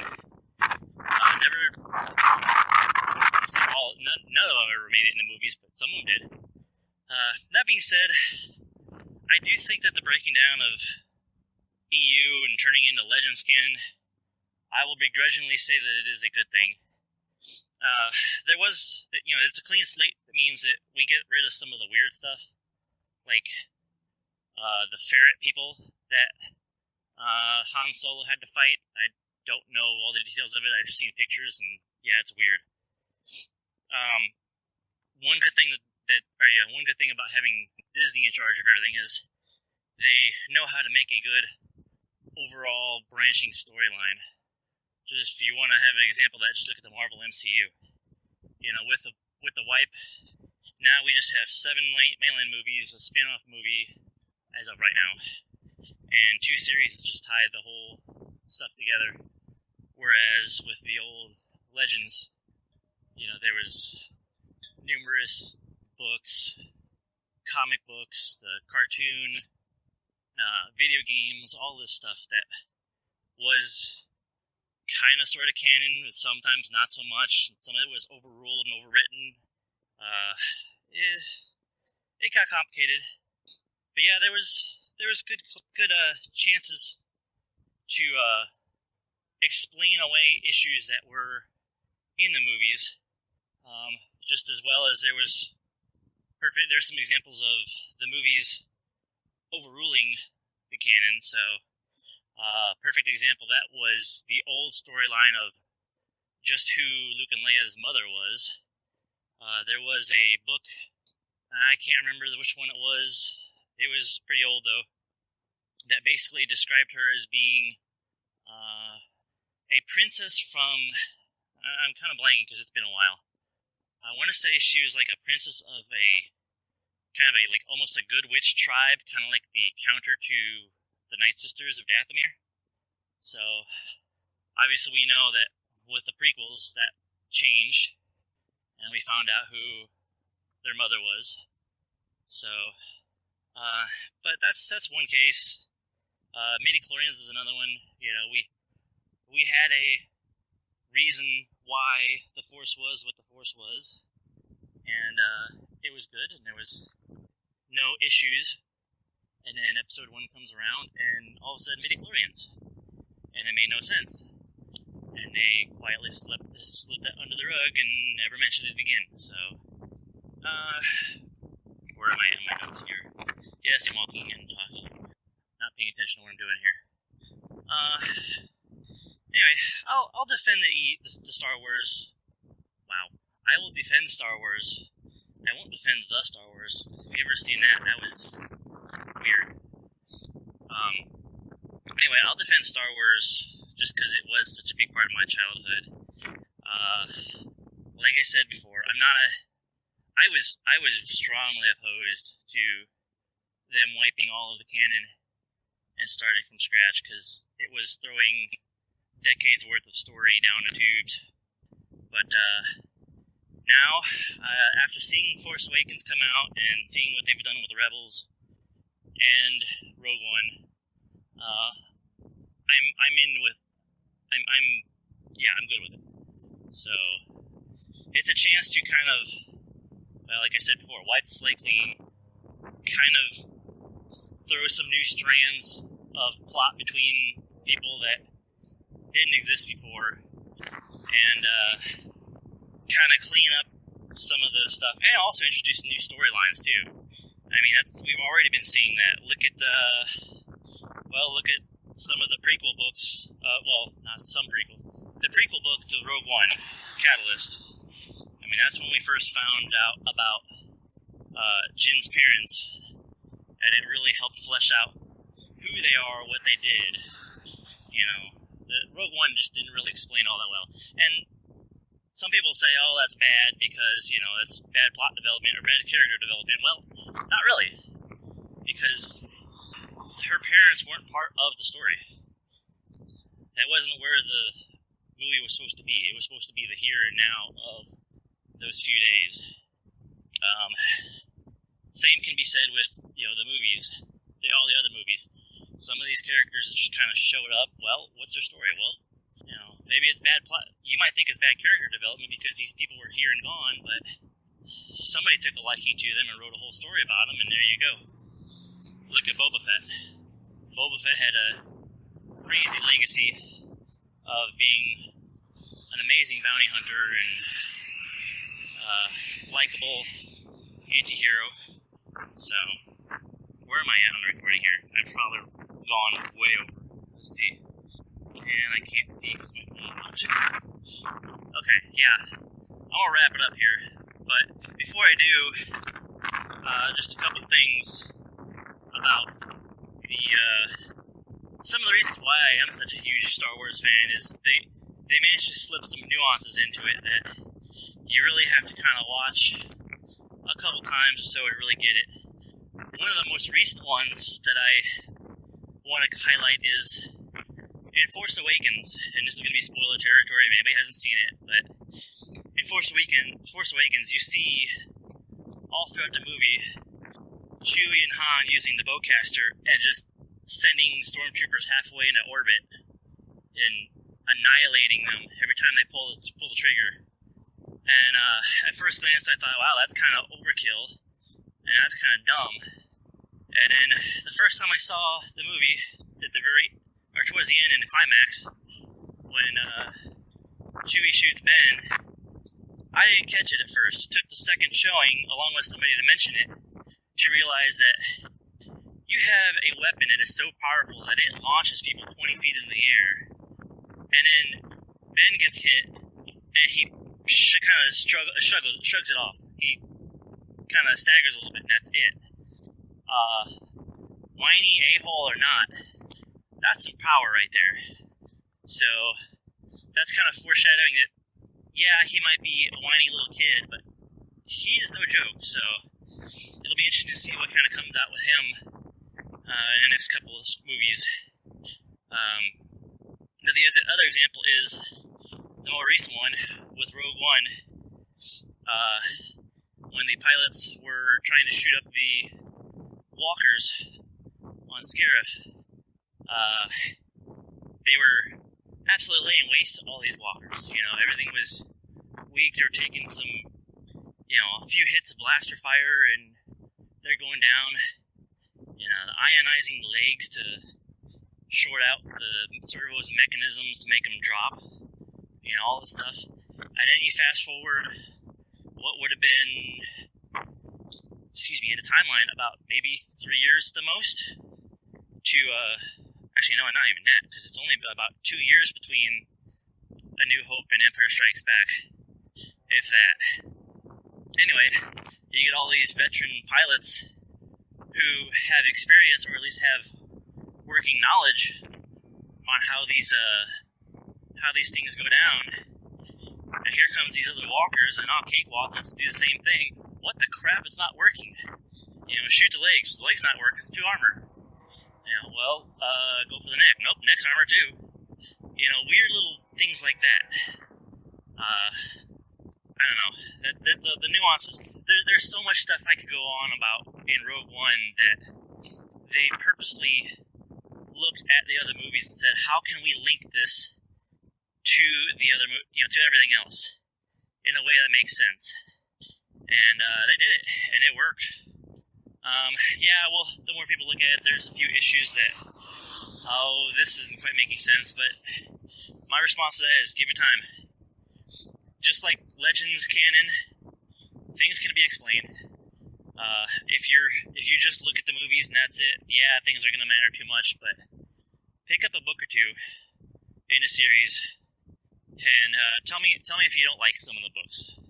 So, like I said, some of them are not the best, but any little bit that adds to the story, I think, is worth it. So, anyway, I'm done gushing. I will shut up because I've gone way over. So, I will let you guys go and talk to you next week. Greetings, everybody. Kmis here again. I would like to quickly talk about Sanderson's Laws of Magics. This has nothing to do with the conversation we had on Twitter, does not apply to any particular movie series, and is not a direct response to the letter that may or may have not be played directly before or after this one, depending on whether or not Ghost Shark can be bothered to. Let's hop in. First primo. An author's ability to solve conflict with magic is directly proportional to how well the reader understands said magic. One of the most important elements of storytelling is setting up and playing with expectations. And it is quite obvious one cannot do that if the reader does not know what to expect. A healthy dose of surprise can go great lengths, but overdo it, and the reader will be lost and the whole plot is reduced to an absurdist piece. Second primo. Limitations over power. A character with no flaws cannot develop. The basis of all epic is overcoming difficulties. Take away the struggle and you take away the victory. Additionally, a character with limitless power can never be overwhelmed, can never be in danger, and therefore can never be related to. Even a power fantasy requires some level of constraints, otherwise it becomes mundane and loses all of its appeal. Third and final primo. Expand on what you have already, before you add something new. This law can be at least partially derived from the first two, as the overstretched universe cannot be understood. Only once all other possibilities have been used, should the author expand on them. Disregarding this rule results in a barrage of throwaway ideas that are used as an ex machina on a single page, only to never be seen again. Finally, an example. The Song of Ice and Fire series is, in my humble opinion, a culprit of constant violation of the first law. The magic starts off as a hearsay, an echo of times long gone, but later on in the series it becomes more and more of a central element, eventually introducing characters ready to turn the tides of history with no details on what they're doing. On the other hand, perhaps the greatest achievement of Martin is reintroducing the long-lost art of the character's mortality as their limiting factor. The realization that any character can die in a second keeps the reader in constant anxiety, though in later books its effect is lessened when main characters not only can die, but must die, changing from if to much less effective when. As to the last law, it is open to argument whether the tempo at which new characters and locations are introduced is proper. In my opinion, it goes a little too fast. In the end, it is important to note that the laws of magics need not apply to magic only.